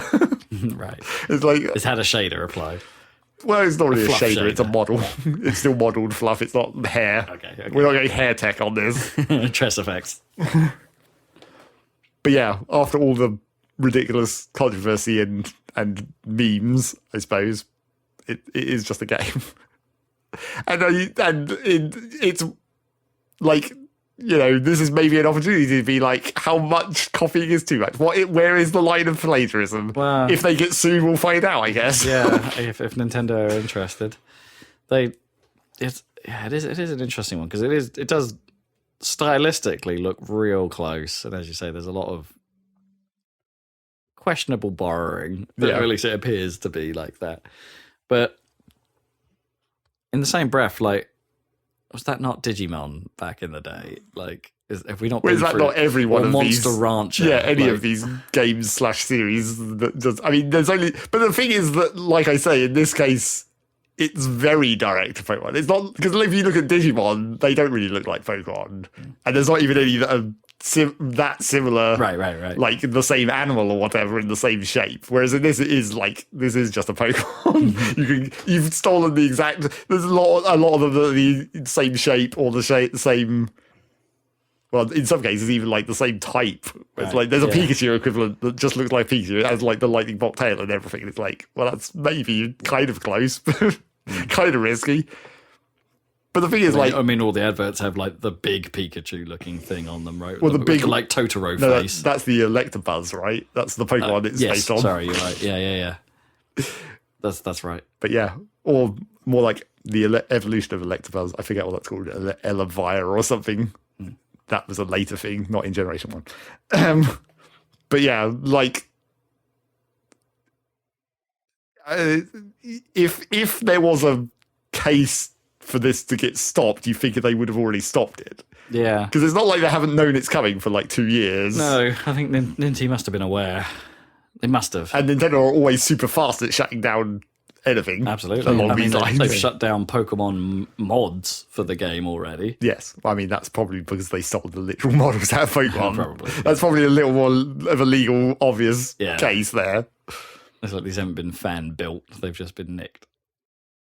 But yeah, it's just like, we'll see if this goes, if this continues to exist as it does, or if anything gets changed.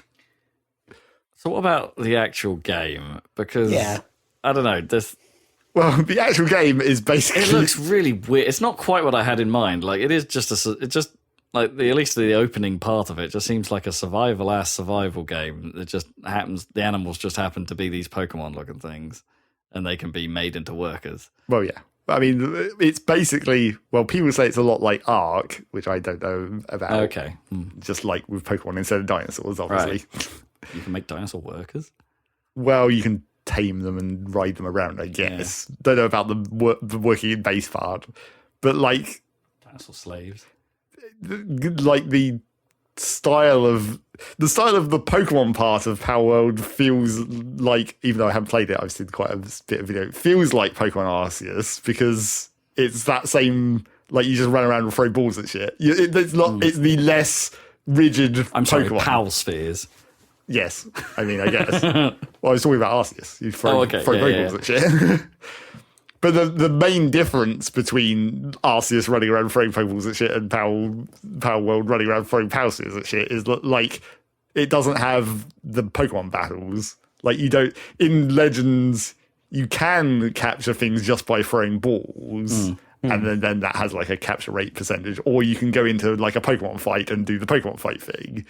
Whereas in this, you don't do that. It's just like you run up and, well, punch things in the face. Okay. Or you can... I mean, you could literally do that. literally. Or you can throw out your captured powers and have them fight, but it's automatic. It's not like a battle It's not an RPG Oh, right. element There's to no it. like you have to pick your moves or whatever. It's just a damage output, basically. They just do damage on the thing you're fighting, and it's actually kind of awkward because then you have to like before they manage to kill the enemy, you have to quickly go like, okay, come back, so I can actually deal with throwing the ball before you murder it. Right. Yeah. More of a summon a unit system than Yeah. There's no structure to the fights in that RPG way that Pokemon does.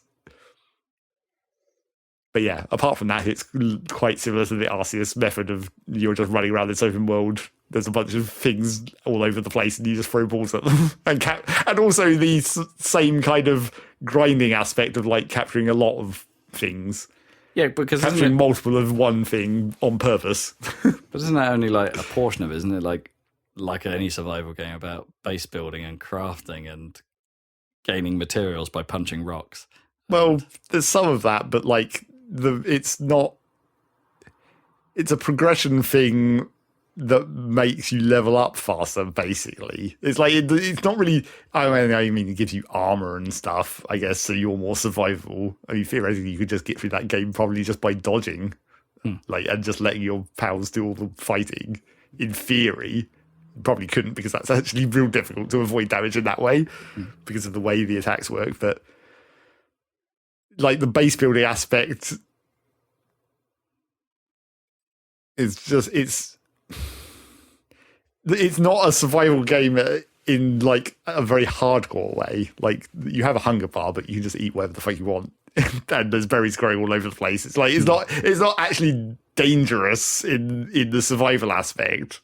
It's dangerous in the fighting aspect, and you have a dodge roll and all that usual stuff of fighting. I guess Arceus had a dodge roll as well for avoiding those attacks. So yeah, it's a lot like that. But yeah, and then you have the base building, and you employ the pals into the base to do all the manual labor stuff. But that's more a situation of like crafting times are long, so you just set things going and then leave, and they do the work while you're doing other stuff. It's like it's not that you couldn't do it yourself, because you can in most cases. But it's more efficient to just have a bunch of dudes doing it for you while you're out doing other things, while you're out exploring and catching more stuff. Factorio. Well, yeah, kind of, but not nearly as automated as I would like, for sure. Well, yeah. Paltorio. I mean, I feel like that's one thing. I mean, they have already said they want to improve the AI well, they said PAL AI in general, but I don't know if they mean in base as well as fights or whatever. Yeah. But like at the moment, the automation, they'll do jobs that they have the ability to do, because then each different PAL has different. This one could do mining and this one could do farming or whatever at different grades depending on how large they are. Bigger ones get better, but you don't have to worry about it. You just set them doing it. But then because the automation is just basically once when you set a task on like a craft table, they come and do it, but then the output just sits there on the table.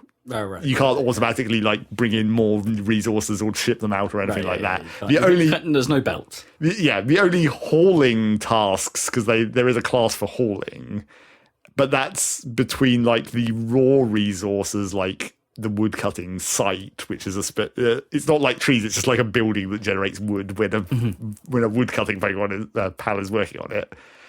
You can ship between that and a chest. So things that generate raw resources like that and the ranch and the farms, if you put a chest nearby, then the haulers move the stuff out of there into the chest, which then makes it accessible when you're building the base. You have access to all the resources that are in chests, regardless of where you are. So when you're building stuff in the base, that makes it easier.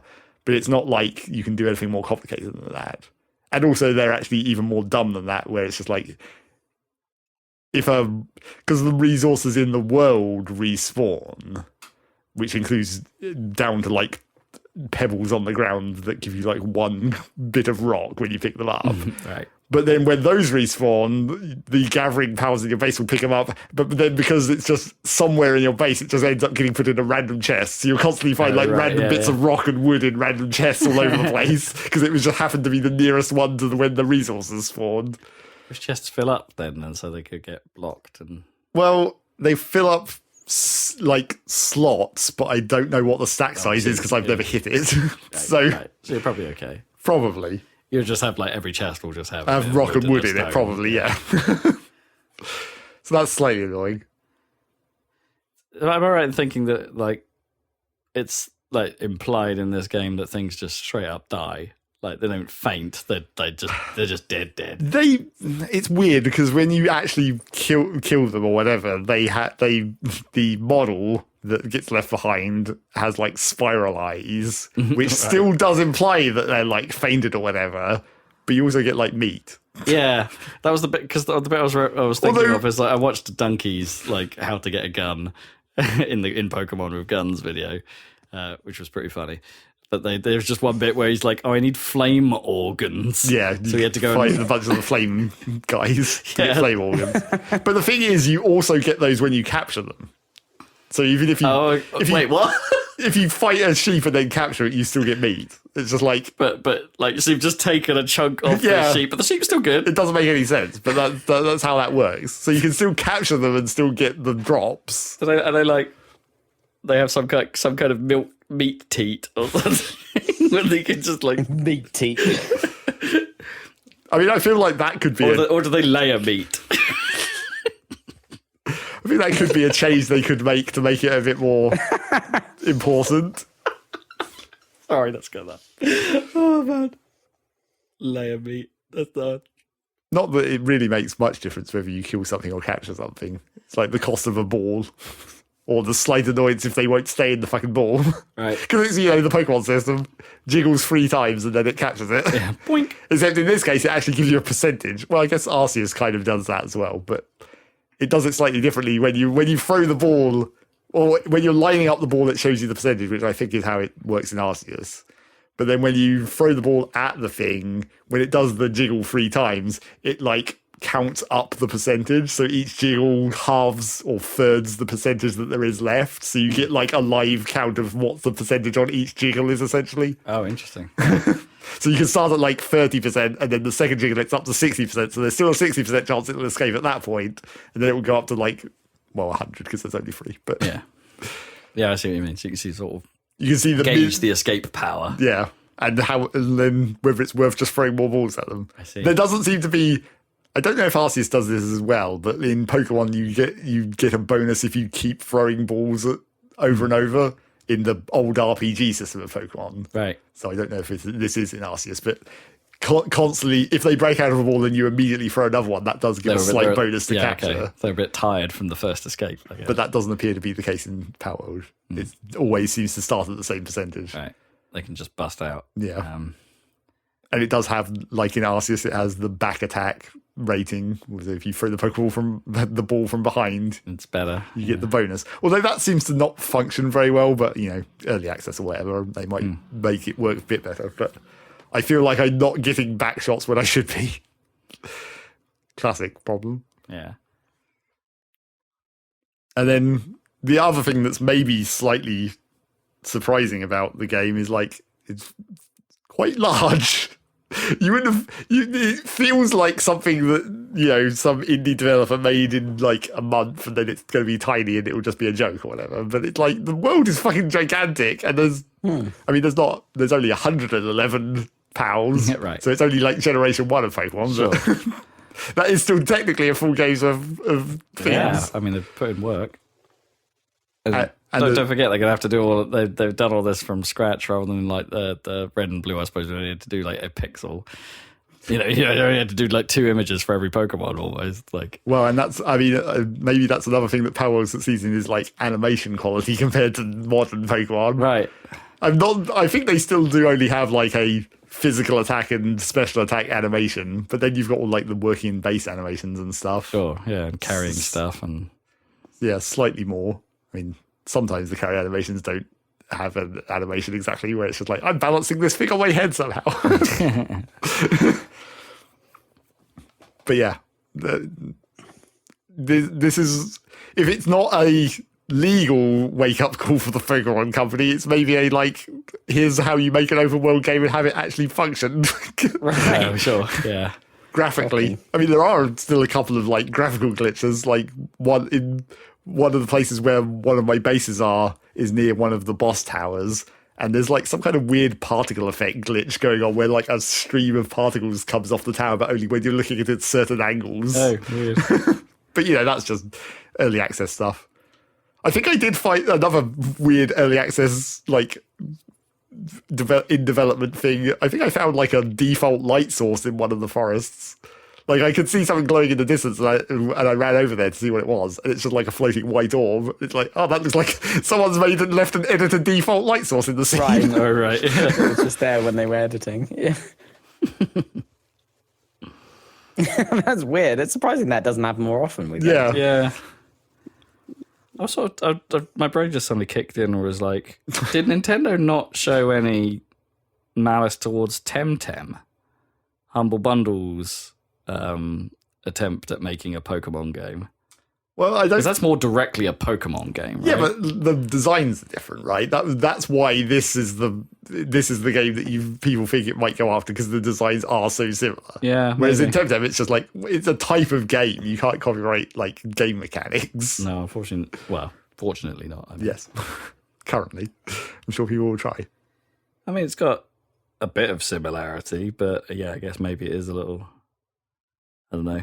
Looking at some screenshots of things, and I'm thinking that could probably pass as current gen Pokemon. Well, I mean, they could pass as current gen Pokemon, but that's why the Palworld ones seem worse, because it's like you can, if you know the Pokemon, you can see it directly. It's not like it's just a Pokemon style animal. Yeah, I see what it's you mean. just like it is just a Pokemon. Yeah. Very much it's more direct a copy rather than an influence. Or, I mean, I guess that's the legal argument, right? That's the whole fight. I mean, yes, that is the fight that they might have at some point if they do fight over this. But we can only hope that this will cause the Pokemon company to at least try and make a better game.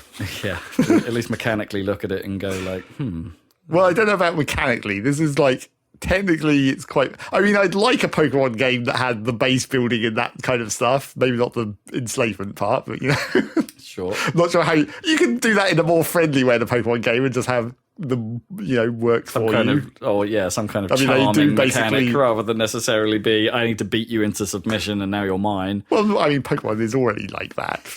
I'm just saying that when they're Yes, working but- in the base, you don't need to imply that it's like forced manual labour. They could just be friendly, helping you out. Right, yeah, no, this is what I like to do, therefore I'm going to do it. And it's a bit more Viva Pinata-y. Or, Yeah. You just want to have a bunch of animals around and they're helpful, not necessarily that you're forcing them to do it. Sure. At gunpoint. I mean, it's not that forced, and they do seem happy about it most of the time in Palworld. I mean, that's just a facial expression. Well, sure, but They're probably bored with that face. you can overwork them. It's like a specific toggle. Once you get a certain building, you'd be like, okay. go into hard labour mode, where wow. they get much less breaks or whatever. Wow. All right. But most of the time, they seem fine with it. Funniest PAL name so far? Oh man, there's so many. It's just typical bad puns and like. Well, Is there a pseudo-wudo? not that I've seen yet. Ah. Not in that quality of name. You can't beat Pseudo Wudo. I mean, there's a lot of stuff that's just like. It's like sometimes puns, but they're like they've forced the pun into like it's not a pun in the Pokemon sense where it like matters always. Like there's this one of the sort of early world bosses you see it's like a ferret, but it's ice. Which, there's a ferret Pokemon, but the Pokemon one is normal, so it's clearly different. But the ice ferret is just called like Chillet, and it's just like spelt with the ENT of Right, ferret. yeah. It's like that's not. Chill it. It's not a It's good. not very clever. It doesn't mean anything. No. It's not a funny pun in any way, and it's not really that relevant to the animal. Yeah, that's sort of what happens.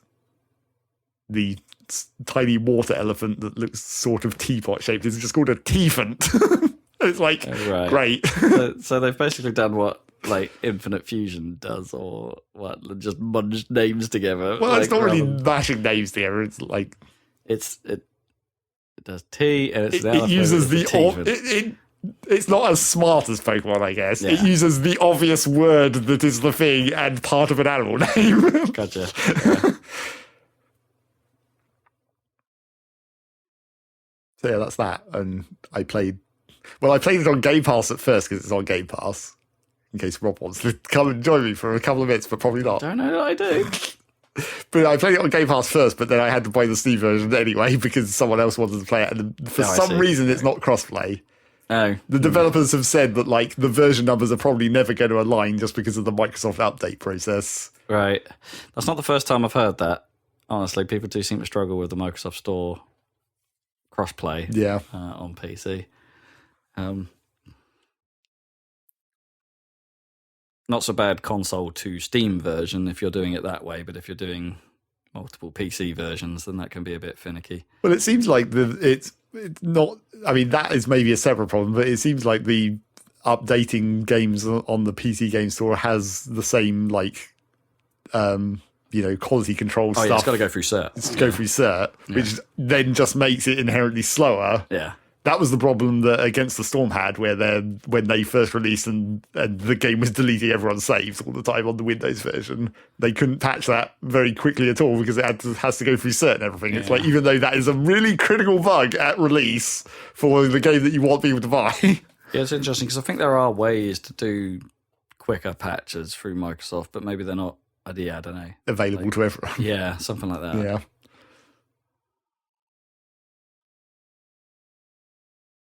Yeah, I mean, this is the other thing. This thing is actually like, isn't it doing properly well, even on the sold versions of Well, it? yes, it's got ridiculously high sales and ridiculously high concurrent players and all that stuff. But like, it was a meme, but then everyone found out that it's also actually just a game. Yeah. It's like it's just a regular ass early access open world game. Yeah, I mean, that's the vibe I'm getting, that it seems like a fairly mundane, to me, not particularly interesting mechanically, like, game, but it's just that it's got a Pokemon dressing on it, and that seems to be drawing people in. I mean, sure, it's like there is the thing that catches you of Pokemon of just like, getting them all and all that stuff. Sure. There is a completionist aspect, and you're meant to catch 10 of everything because you get bonus XP for that. And then there's a whole system of like, it does the old school like card game / gacha game thing of like mashing them together to make a better one. Oh, right. Huh. It's got merge, basically. Yes, it's got merge. Oh, really? But then you can also breed them to get better ones as well. Huh. And I don't actually know if those systems are different or whether that's just a different way to do the same thing. Like, because it has a star rating on them, so all the ones you catch a 0, and then if you merge them, it levels up the star rating. But I haven't got to the point of being able to breed them yet to see if you breed them, does that also make a 1-star one better or rated whatever? one. Yeah, interesting. And Although the idea of like how does that even work? Just like the merging of like I'm just gonna take one puffball and then another puffball and go. Ugh. it's just like it's like they sacrifice their power for the other one or whatever, and then they just disappear somehow. We're not going to specify what happens to them. It does sort of imply. I think the text does actually say like they sacrifice themselves in some way, which Literally feed themselves to. yeah, I don't know. But so in terms of like the grind, that is also.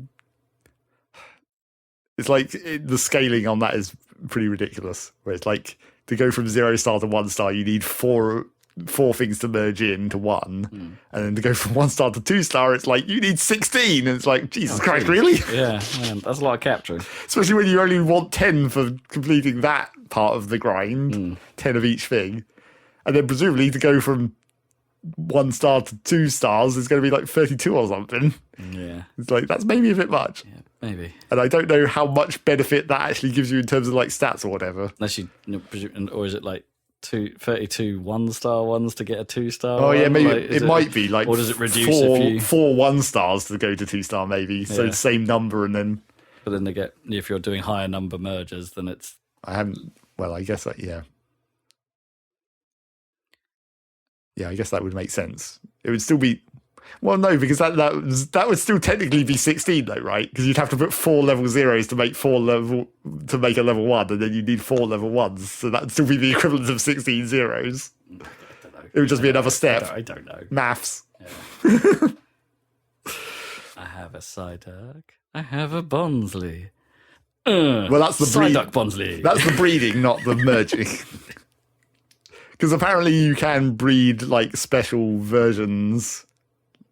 I think it might just be like slight type differences, maybe. Like I've seen a couple of the ones that which is like same PAL, different type, where it's like this one's ice and this one's electric, and I think you're meant to be able to make those through breeding. I just happen to have found them naturally or like captured by bastards. Right. I guess. I say I'm making fun of it, like the whole merge process, but I mean, it's kind of weird, but that is technically what you're doing in Infinite Fusions as well, but that whole game's weird. Yes, that is. But then Palworld's weird. I don't know why I have a problem with it. It's just funny. I'm going to merge them together. You... And the other... Why aren't you blending? I guess the other problem that Palworld has is like the scaling of the progress feels weird. Like you go from... Once you get far enough into the base building to get metal, and you upgrade from like regular bow to crossbow, it's really difficult to capture low level things because you keep one-shotting them all the time. Right, It's like this power increase is a bit much. So like you can't go back to your regular bow? Well, you can, but it's just like then you have to keep a regular bow around, and it's really inconvenient to swap out your weapons all the time. Have to go back to base. No, because you can't carry both. Well, you can, but like it's your inventory is weight limited, and you only have 4 active weapon slots at a time. So, Wow, so you're encumbered as well. Yep, you have encumbrance. Oh, man. It's an open world game. What's that? Other things that I've been playing, which maybe we'll talk about for a less amount of time. I played the demo of Odd Sparks, which is basically Pikmin Factorio. Okay. You have these little wooden golem things that you can throw at enemies like Pikmin, but then you can also throw them on paths and make them walk backwards and forwards and transport materials around. So it has like you form them into a belt basically, and then Right. and then use them to work buildings as well. They are the belt. Yes, You are the belt. but yeah, We didn't want to make a game where you played as Indiana Jones. We wanted to make a game where you are Indiana Jones. Yep, you are the belt, the leather belt. But yeah, that game seems like it's quite a simple thing currently. I mean, I guess it's just the demo of an early access game, so who knows what it'll be eventually. But it seems slightly uncomplicated, and also like scaling might be a bit off because like in order to transport enough materials to run like from a tree that you're cutting wood off to a number of factories that can use the full output of that tree, like the tree's making 60 per second and each of these 4 factories uses 15 per second or whatever, or maybe not per second, per whatever time limit. Yeah. But in order to do that, you need to put so many of these of the Pikmin onto the path that it feels like it's clogged up. Like they bump into each other all the time, but they're forming a queue basically because they move slower while they're carrying stuff. So they will like pile up behind each other as they're walking along. Right, so it's not possible for them to deliver at the rate they needed, or... Well, it's possible, but it feels like you're expending too many resources to do it. Like you're putting so many of those guys onto this one path just to do this one route. It feels a bit much. Like that scaling is slightly off, especially considering... Are those guys called these golems? Are they like... Sparks, I guess. Well, they're just sparks. Not like Pockmen or... No. No, it's not quite... It's not a Power World. So there was that. That's not much to say about that, I guess. It's just another one of those let's combine 2 random genres things going on. And see if it sticks. And then games that we already talked about before. I played them mainly before Palworld. I played a ton of Dyson Sphere programs still, where I've finally done the thing that I said I was going to do on my new PC of getting further in games that I hadn't done. Although in Dyson Sphere programs case, it wasn't really because it ran badly. Like it ran fine on my old PC. Right. It was like, this game is surprisingly well optimized considering the scale of stuff that's going on. But yeah, I've got further in it than I have before into the actual late game. But in this case, of course, it's also, I'm trying to figure out what's going on with the enemies. Like, figure out the tactics for dealing with that. And I thought I'd figured out the actual tactic for dealing with the space hives. Because, so when you can kill the ground bases relatively easy, and you can deal with the space platforms relatively easy, and that's fine. But then how do you deal with the space hives? Because they have, like, a giant fleet that protects them. And, like, the way... Also, this might be because the space combat isn't finished, as they said previously. But like, there seems to be the main way to deal with it is just basically put like 200 destroyers in your pocket and then just throw them at it until it goes away. It's like full attrition. You're just going to expend a shit ton of resources because these destroyers are just going to constantly get destroyed. But you can store like 5,000 of them in you, so who cares? But like. That's not what like just in your magic backpack. In your inventory. Like, okay. I mean, you are a robot. Bear in mind, don't forget, you are a giant space mech. But yeah, you can just sit a safe distance away, and then just keep sending your fleet at them until you eventually win. And it's like, but that's not cool. So I was like, there must be a real way to do this, right? There must be an actual mechanical way that this should work. If it's even implemented at this point, which it might not be. So I thought I'd figured it out, which is like, if you kill all the bases on the planet, because the bases on the planet are mining the planet, it's weird because they don't mine the resources that you mine, because you like scrape the mineral veins off the surface and they just tunnel straight into the planet core and get resources that way. But it is a number that is tracked that they're mining and sending back to the space hive. So if you destroy all the planetary bases, then the space hive doesn't get any more mass, as it's called, total annihilation style. But like, so in theory, then you could just win by attrition that way. If you aggro the space hive, it will send parts of its fleet out to attack you. But then if they run out of mass, they won't be able to replace them any longer, right? So eventually the hive's fleet will run out, and then you can just attack it much easier. So I was like, yeah, that's got to be the way to do it, right? But it should work. It will just take so fucking long because these space hives do get aggroed by the Dyson Sphere or the Dyson Swarm. That was true, I found out. But even that amount of aggro is like minuscule. It takes so long for them to actually trigger an attack. And then when they do trigger an attack, it's only like 5 ships out of the couple of hundred that the hives typically have. So it's like, you could do that. It's just going to take so goddamn long. Yeah, for them to actually use the resources. I mean, they do also use the mass resource building more of the orbital platforms, which if you've got your missile launchers set to intercept them, then they keep trying to land on the planet and getting blown up. So that is another drain on their mass resource. Right, yes. If they've got no binding, then that'll eventually... But the mass will run out way before the fleet will, because they only send like 5 at you at a time. So it's like, it's a good idea. That doesn't really help, like, ultimately. Yeah, it's a good idea. It just doesn't actually work like that really at the moment. Because they just have too many ships flying around. Well, they have too many ships in their fleet by default, and like you can't aggro them fast enough. I was expecting them to get much more aggroed by the actual Dyson Sphere going on, but even that doesn't aggro the space hive. The only thing that seems to aggro the space hive a lot is if you're directly attacking the orbital platforms while they're on the planet. So if you're intercepting them as they come in, that does almost no aggro. It does some, but not nearly as much as if they've already landed and then you attack them. So you can't even do it that way because there's no way to set your... Well, I guess there is sort of one way to do it, but it'd be really inconvenient. There's no way to set it up like that to cause that to happen. Like you need like some kind of aggro mechanism to just Boy, come pay attention to me. I mean, I'm gonna fly a massive flag, like playing Spice Girls out of a speaker for some reason. You want to kill me? Come on.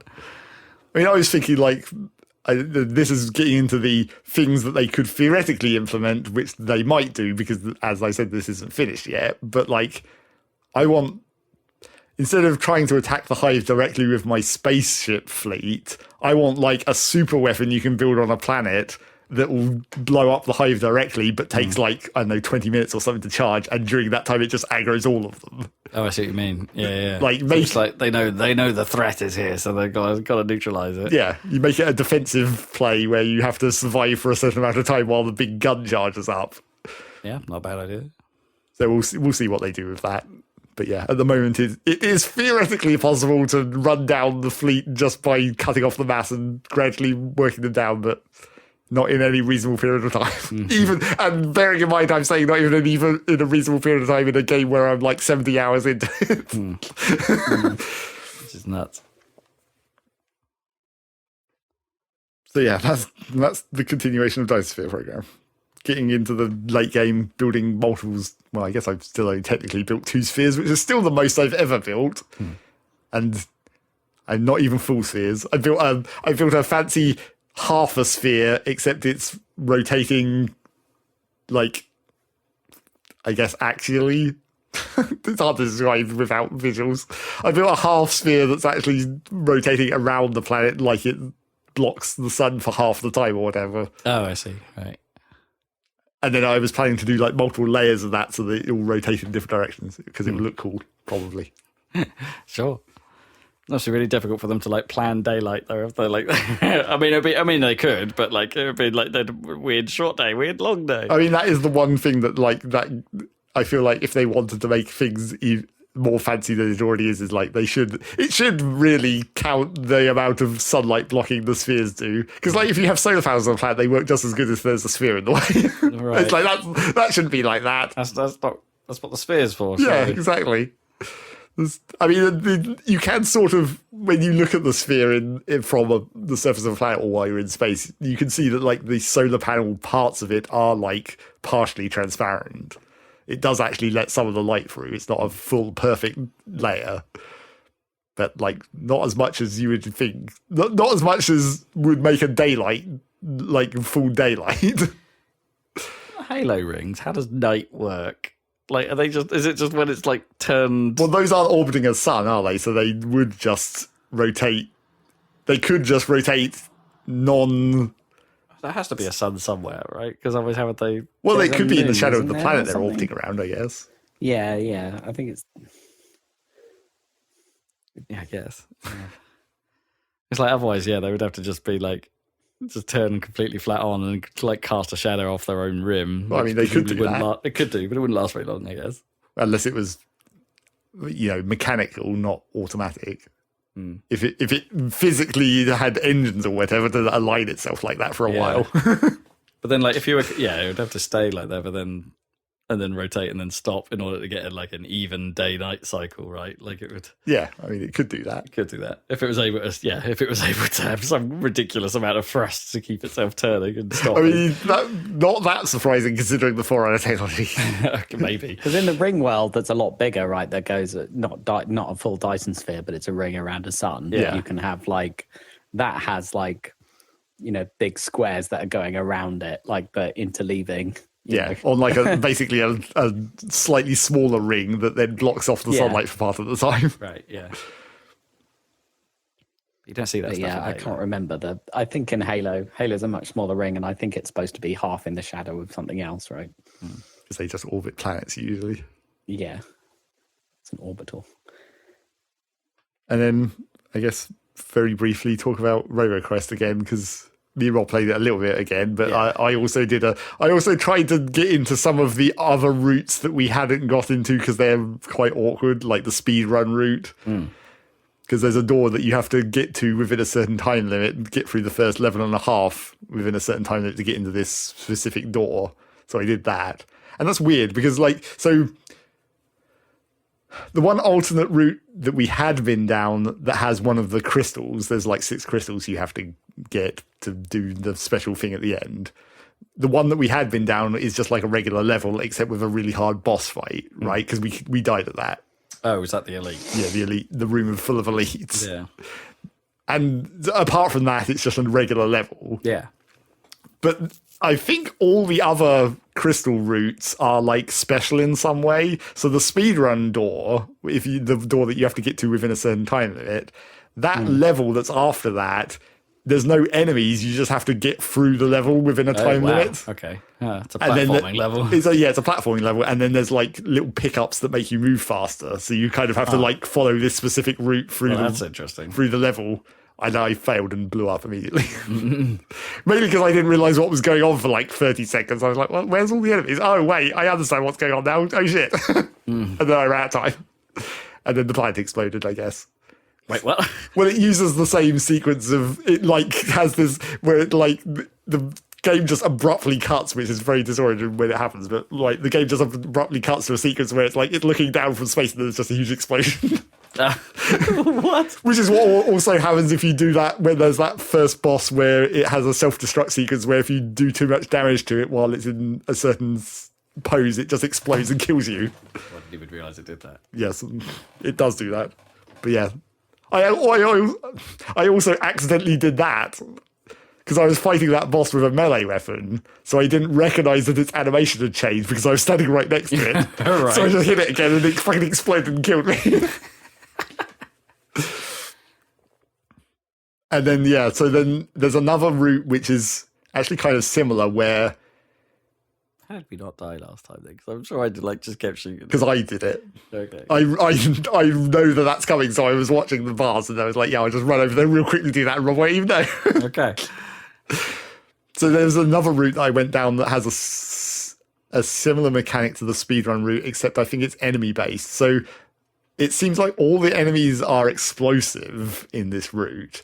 But when you kill certain ones of them, they drop a different orb rather than the health orbs that all the enemies drop. They drop a different orb, and you have to basically maintain a combo of those orbs as you move through the level to get to the door at the end. Yeah. So, especially if you, well, yeah, like you have to make sure you know which way you're going. Like, presumably well, the no, path is easier. I mean, that one and the speedrun level are just straight shots. Okay. So it's like there's no branches or anything, you just have to go. But I failed that one immediately as well because I also didn't understand what was going on. I was like, what are these weird orbs? And then I looked at the top of the... It was funny, I looked at the top of the screen where the UI with the bar that tells you about it is pretty much the exact moment it disappeared because I failed. Yeah, right, yeah. It's like I caught it for a split second. I was like, oh, I think there was something I was maybe doing. But that one, at least you don't immediately die if you fail that. You just go to a different area. Oh, right. You just don't get the crystal and you go to a different route. Those are, yeah. So yeah, those crystal routes do seem to be like quite specific challenges. Interesting. That's kind of cool. I mean, slightly awkward, but kind of cool. Yeah. But obviously you theoretically only have to do those one time to succeed and get the crystal. And then also the crystals actually have, I got one of them, I forget which one. I don't remember what the level was. Oh, I think I found the easiest one where it's just like you just have to do the purple rooms. Like you have to do them. Oh, right. And then there's like 3 of them in this level. So it forces you to... That's quite an easy one. Apart from that, it's just a fairly normal level. So I guess there is 2 that are fairly normal. But I got that crystal and it appears in the base as a thing you can interact with at the start. And it... Apart from its effect on the end of the game, where it makes the last level easier, it also, if you've got it turned on, it like ups drop rates, but makes more elite enemies spawn. Oh, interesting. So you can, start each to of balance the game a bit. yeah, each of the crystals you get can make the game harder, but then you can just turn that on and off, so you can scale it. Ah, neat. So yeah, that was Roller Quest. Much less played that than all the other stuff. I do want to play more of that, but it's circumstances normally a little awkward at the moment. And yeah, you've got to put in your Yakuza time. I have got to put in my Yakuza time. Is that what you've been playing? I've been doing a lot of that. In fairness, I've been doing an awful lot of that. Yeah, I don't know. I mean, I'm starting to get to the point where I'm starting to unlock like I've played a good bunch of Kiryu, a good bunch of Majima, and it's done the thing that the other games do and flip-flops between them. I still don't quite know how their storylines connect yet. There doesn't seem to be any connective tissue between the two. I mean, does it seem like there's going to be from what you know from the future? No, I don't know. They might just remain completely separate. I don't know. Like, the game has told me in a couple of points, it's like there will at some point become the ability where you can swap between protagonists. So I can be Kiryu or Majima. I don't know whether that means swapping between Kamurocho or Sotenbori storylines. Right. Completely separately, but it just gives me the freedom to do them at my pace or something. I have absolutely no idea what that's going to play like. So yeah, at the moment, like narratively, it's a bit different. I think I feel like in Yakuza 4 and 5, where they had, even with their like large number of protagonists that you were playing with, there was always like before you switched to the next character, there was a little bit of information that made you think, oh wait, hang on, but then that's the same guy as was in this one, or that's a similar piece of information that was involved in this one. So, like, as you started swapping between characters, there were links forming. They were all giving bits of information that were going to lead them to the same place. Yeah, usually not a lot, admittedly. Like, it would keep them pretty separate, and then with a little hint. But I'm getting none of that this time. Basically, yeah, as far as I can tell, Kiryu and Majima are totally separate. Yeah, but it's like Majima's. I don't know if I talked about it last time, but Majima's story is leaning into a story they kind of told elsewhere, but is filling in the whole story. You see what I mean? It was like, oh yeah, this happened, and I met this person, and these things went down, and yeah, they're going all in basically, and being like, no, this is what was actually going on during this time, and this is the whole picture, and that's kind of cool. I quite like that. And you know, it's an excuse to explain why Majima was a cabaret club master, because there's like, because it's a little bit confusing, right? Because I knew the cabaret game was coming back in this one, right? I think I can't remember where it was in Yakuza Kiwami 1 or 2, but anyway, it's the exact same game that was in that, the exact same mini game. But it's that I enjoyed in those ones. Plenty of the cabaret stuff has been pretty boring and rubbish throughout the Yakuza series, but like this particular version, I think they call it Cabaret Club Czar. Okay. Cabaret oligarch. Yeah, pretty much. Yeah, this is the good one. Yeah, so it's the same one of those. I think it was Kiwami 2 where that turned up. Yeah, so I'm enjoying that's back. But it's kind of weird, like, because you start Majima's storyline as like, oh, he already owns the Grand, which is a big ass building that you'll be familiar with in Osaka. But you've never been able to go in there, I think, as part of the storyline. But it's like, as it turns out, Majima's running the place back in the 80s. But it's like there's a subtle difference. Supposedly, this is what they called full cabaret, and the cabaret clubs, these smaller, more intimate environments for talking to ladies without like a full band on stage and stuff. It's like these are new and the upcoming business model, and so Majima wants a bit of that, and that's why there's this game like here, as well as him being the manager of the Grand somehow. I don't know, it's a bit strange, but a bit of an excuse. You can tell like they're doing the like the like reuse of assets thing between them though, right? Because it's like all the animations that were Kiryu's when I last played that game, it's just they're the same here. It's just Majima doing them, right? That's slightly weird. Okay. Yeah.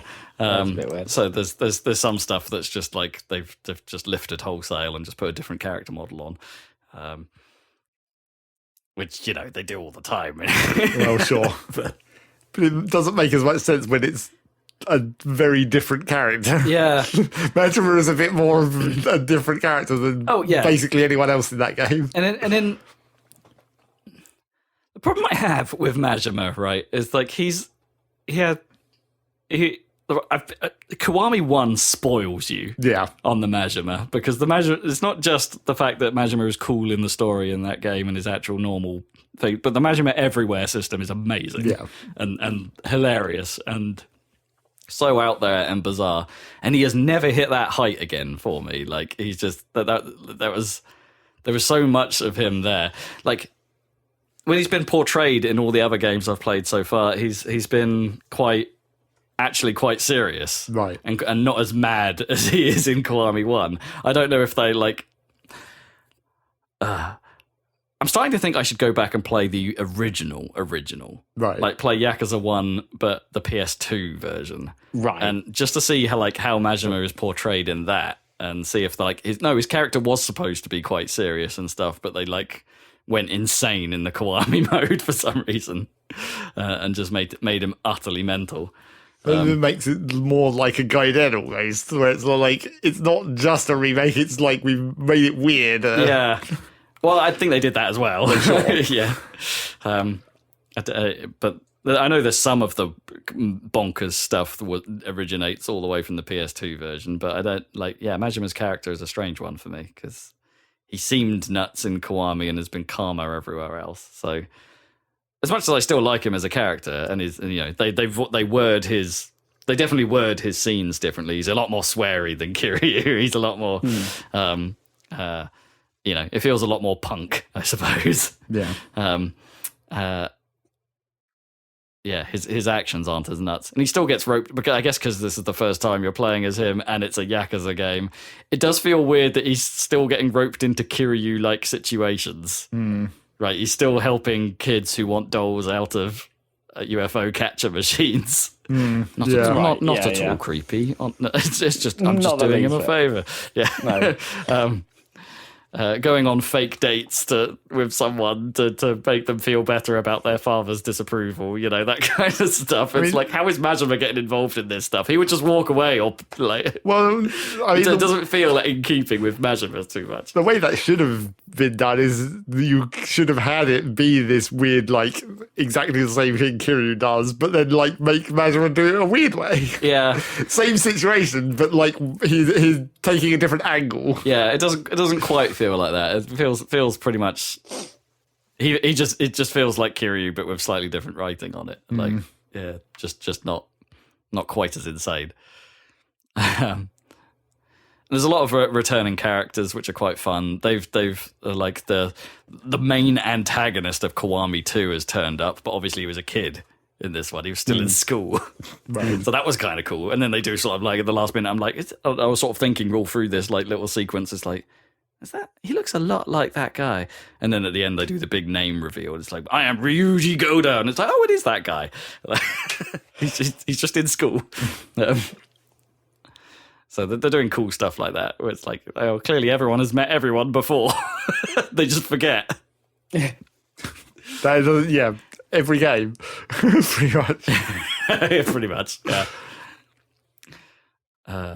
And they can get away with some of that on the Majima side, right? Because obviously the storylines were Kiryu focused. So some of the characters you're coming across, it's like, oh, Kiryu will have met this person in the 2000s. Oh, but Majima gets to meet them a couple of decades earlier. Anyway, all that stuff aside, I'm constantly impressed, especially with these more recent ones with Kiwami 0 and 2, how, despite how disparate their systems feel, like oh, there's this cabaret mini game that's just there for money, or there's all these weird side stories, or and stuff like that, or there's these like doing everything earns you completion points, and then you have to put those points into another way of leveling up, blah blah blah blah. As disparate as all those things seem to be, they actually do a real clever job of keeping everything linked to everything else. In the sense that if you do a whole bunch of side stories, those characters for those side stories start turning up as wanting to work at the cabaret club, or wanting to be Kiryu's assistants in his real estate business. They start so there is a benefit to going out and doing the side story stuff, because it starts feeding back. Because I guess one of the key differences in this in that I think I touched on last time in this is that there isn't an experience point system in Yakuza 0. That's all been stripped away. Everything is about the money. So doing side stories doesn't earn you nearly as much here. Like you're not really getting experience out of it. You might be getting like you're edging towards maybe getting another completion point, which you get for doing so many of these things and stuff like that. But you're not actively gaining experience for everything you engage with. So it's nice that they came up with a way of being like, no, we're going to reward you in a different way for what you're doing in these things and feed it back into the other systems, which you do want to engage with because the game is all about money. So you really do want to do the real estate business and you really want to do the cabaret club because you get to a point where the cost of an ability is super expensive. So you want to be engaging with these side stuff in order to build the side games so you can build your money so you can do better at the main game. And it all works. It all comes together. But you have to be that sort of player that doesn't just critical path it. Like this probably more so than any other one of the games in the series, you have to be invested in playing everything. Well, not necessarily playing everything. I don't feel invested to go play another round of bloody darts, but or another go at subpar pool. I don't know. That's not really. I'm not necessarily here for that. It's cool that they're there and they're still there. I found the gambling hall, and it's like, well, okay, I could go back and go play some more blackjack again if I wanted. That's still there. But I've got no reason to because I've got better ways of making money. Well, I found than gambling, you would hope so. Yeah, I found some more reused stuff like as well. Like so in Kiwami 1, there's like one of it's got like this collectible card game that's basically a rock paper scissors game, which it existed in real life. Like it was about bug battling, right? So in Japan they had that, but of course in Yakuza they made it about women fighting each other. In bug costumes. Yep. So I found that they've been able to like reuse those wrestling assets and effectively that game type in an underground betting arena thing. So it's not women in bug costumes anymore. No, it's just women. And you bet against them. You bet. And there's a whole like I haven't engaged in this yet, but there's a secondary game of like almost horse racing there, where you need to be examining the form of the wrestlers, like past performances, engaging. And there's a way to game that system apparently to also make a whole bunch of money. So I haven't really figured that one out. It's for as much as it's Yakuza on the surface, there's quite a lot going on here that's different, and I'm appreciating that. The change in focus is interesting. I guess it is like the first Gaiden, I suppose. It's like this is a remix of the systems you're used to. I see. Okay. Well, more of a mechanical Gaiden, not necessarily a story Gaiden. Yeah, not necessarily story. The story feels very much in line with what you'd expect from a Yakuza game, just in the 80s. Gnome thought it was funny when Majima received a page. Because obviously there's no mobile phones in this. Like, well, there is. There's one mobile phone. It's a guy carrying a massive like bag giant phone, brick of and there's a whole doom, sub story about getting that to work. But yeah, no, just when Majima received a page, like Gnome was like classic. It's like 80s baby. How it had to be done. It's not even a page that has letters on it. It's like there's like a number system, and everyone seems to know that the numbers mean words somehow. I don't know, some sort of coding mechanism that everyone's memorized. I think that's a thing, isn't it? Yeah, I think it was, but like they just knew it. It's like, oh, that's 89. Oh, that means dragon. Yeah. I don't know. You know I love these games, but like I'm appreciating that this is having played all the was it the 3, 4, and 5 remasters. This one's shaking it up a bit in a way that I appreciate. Just enough to keep you into it. Yeah, even if you are still beating everyone in the face quite a lot, at least I can do it while breakdancing now. You know, because Majima can What breakdance. feature should we add? How about breakdancing? Cool. Yeah, love it. And I haven't really played a lot else, honestly. I've been pooling into that. I did briefly return to Vampire Survivors, just because that's a thing I can do one-handed whilst watching Bubba, pretty much. Right. Yeah. I did briefly return to the Quake remaster, actually, and went through episode 2 of the main campaign of that.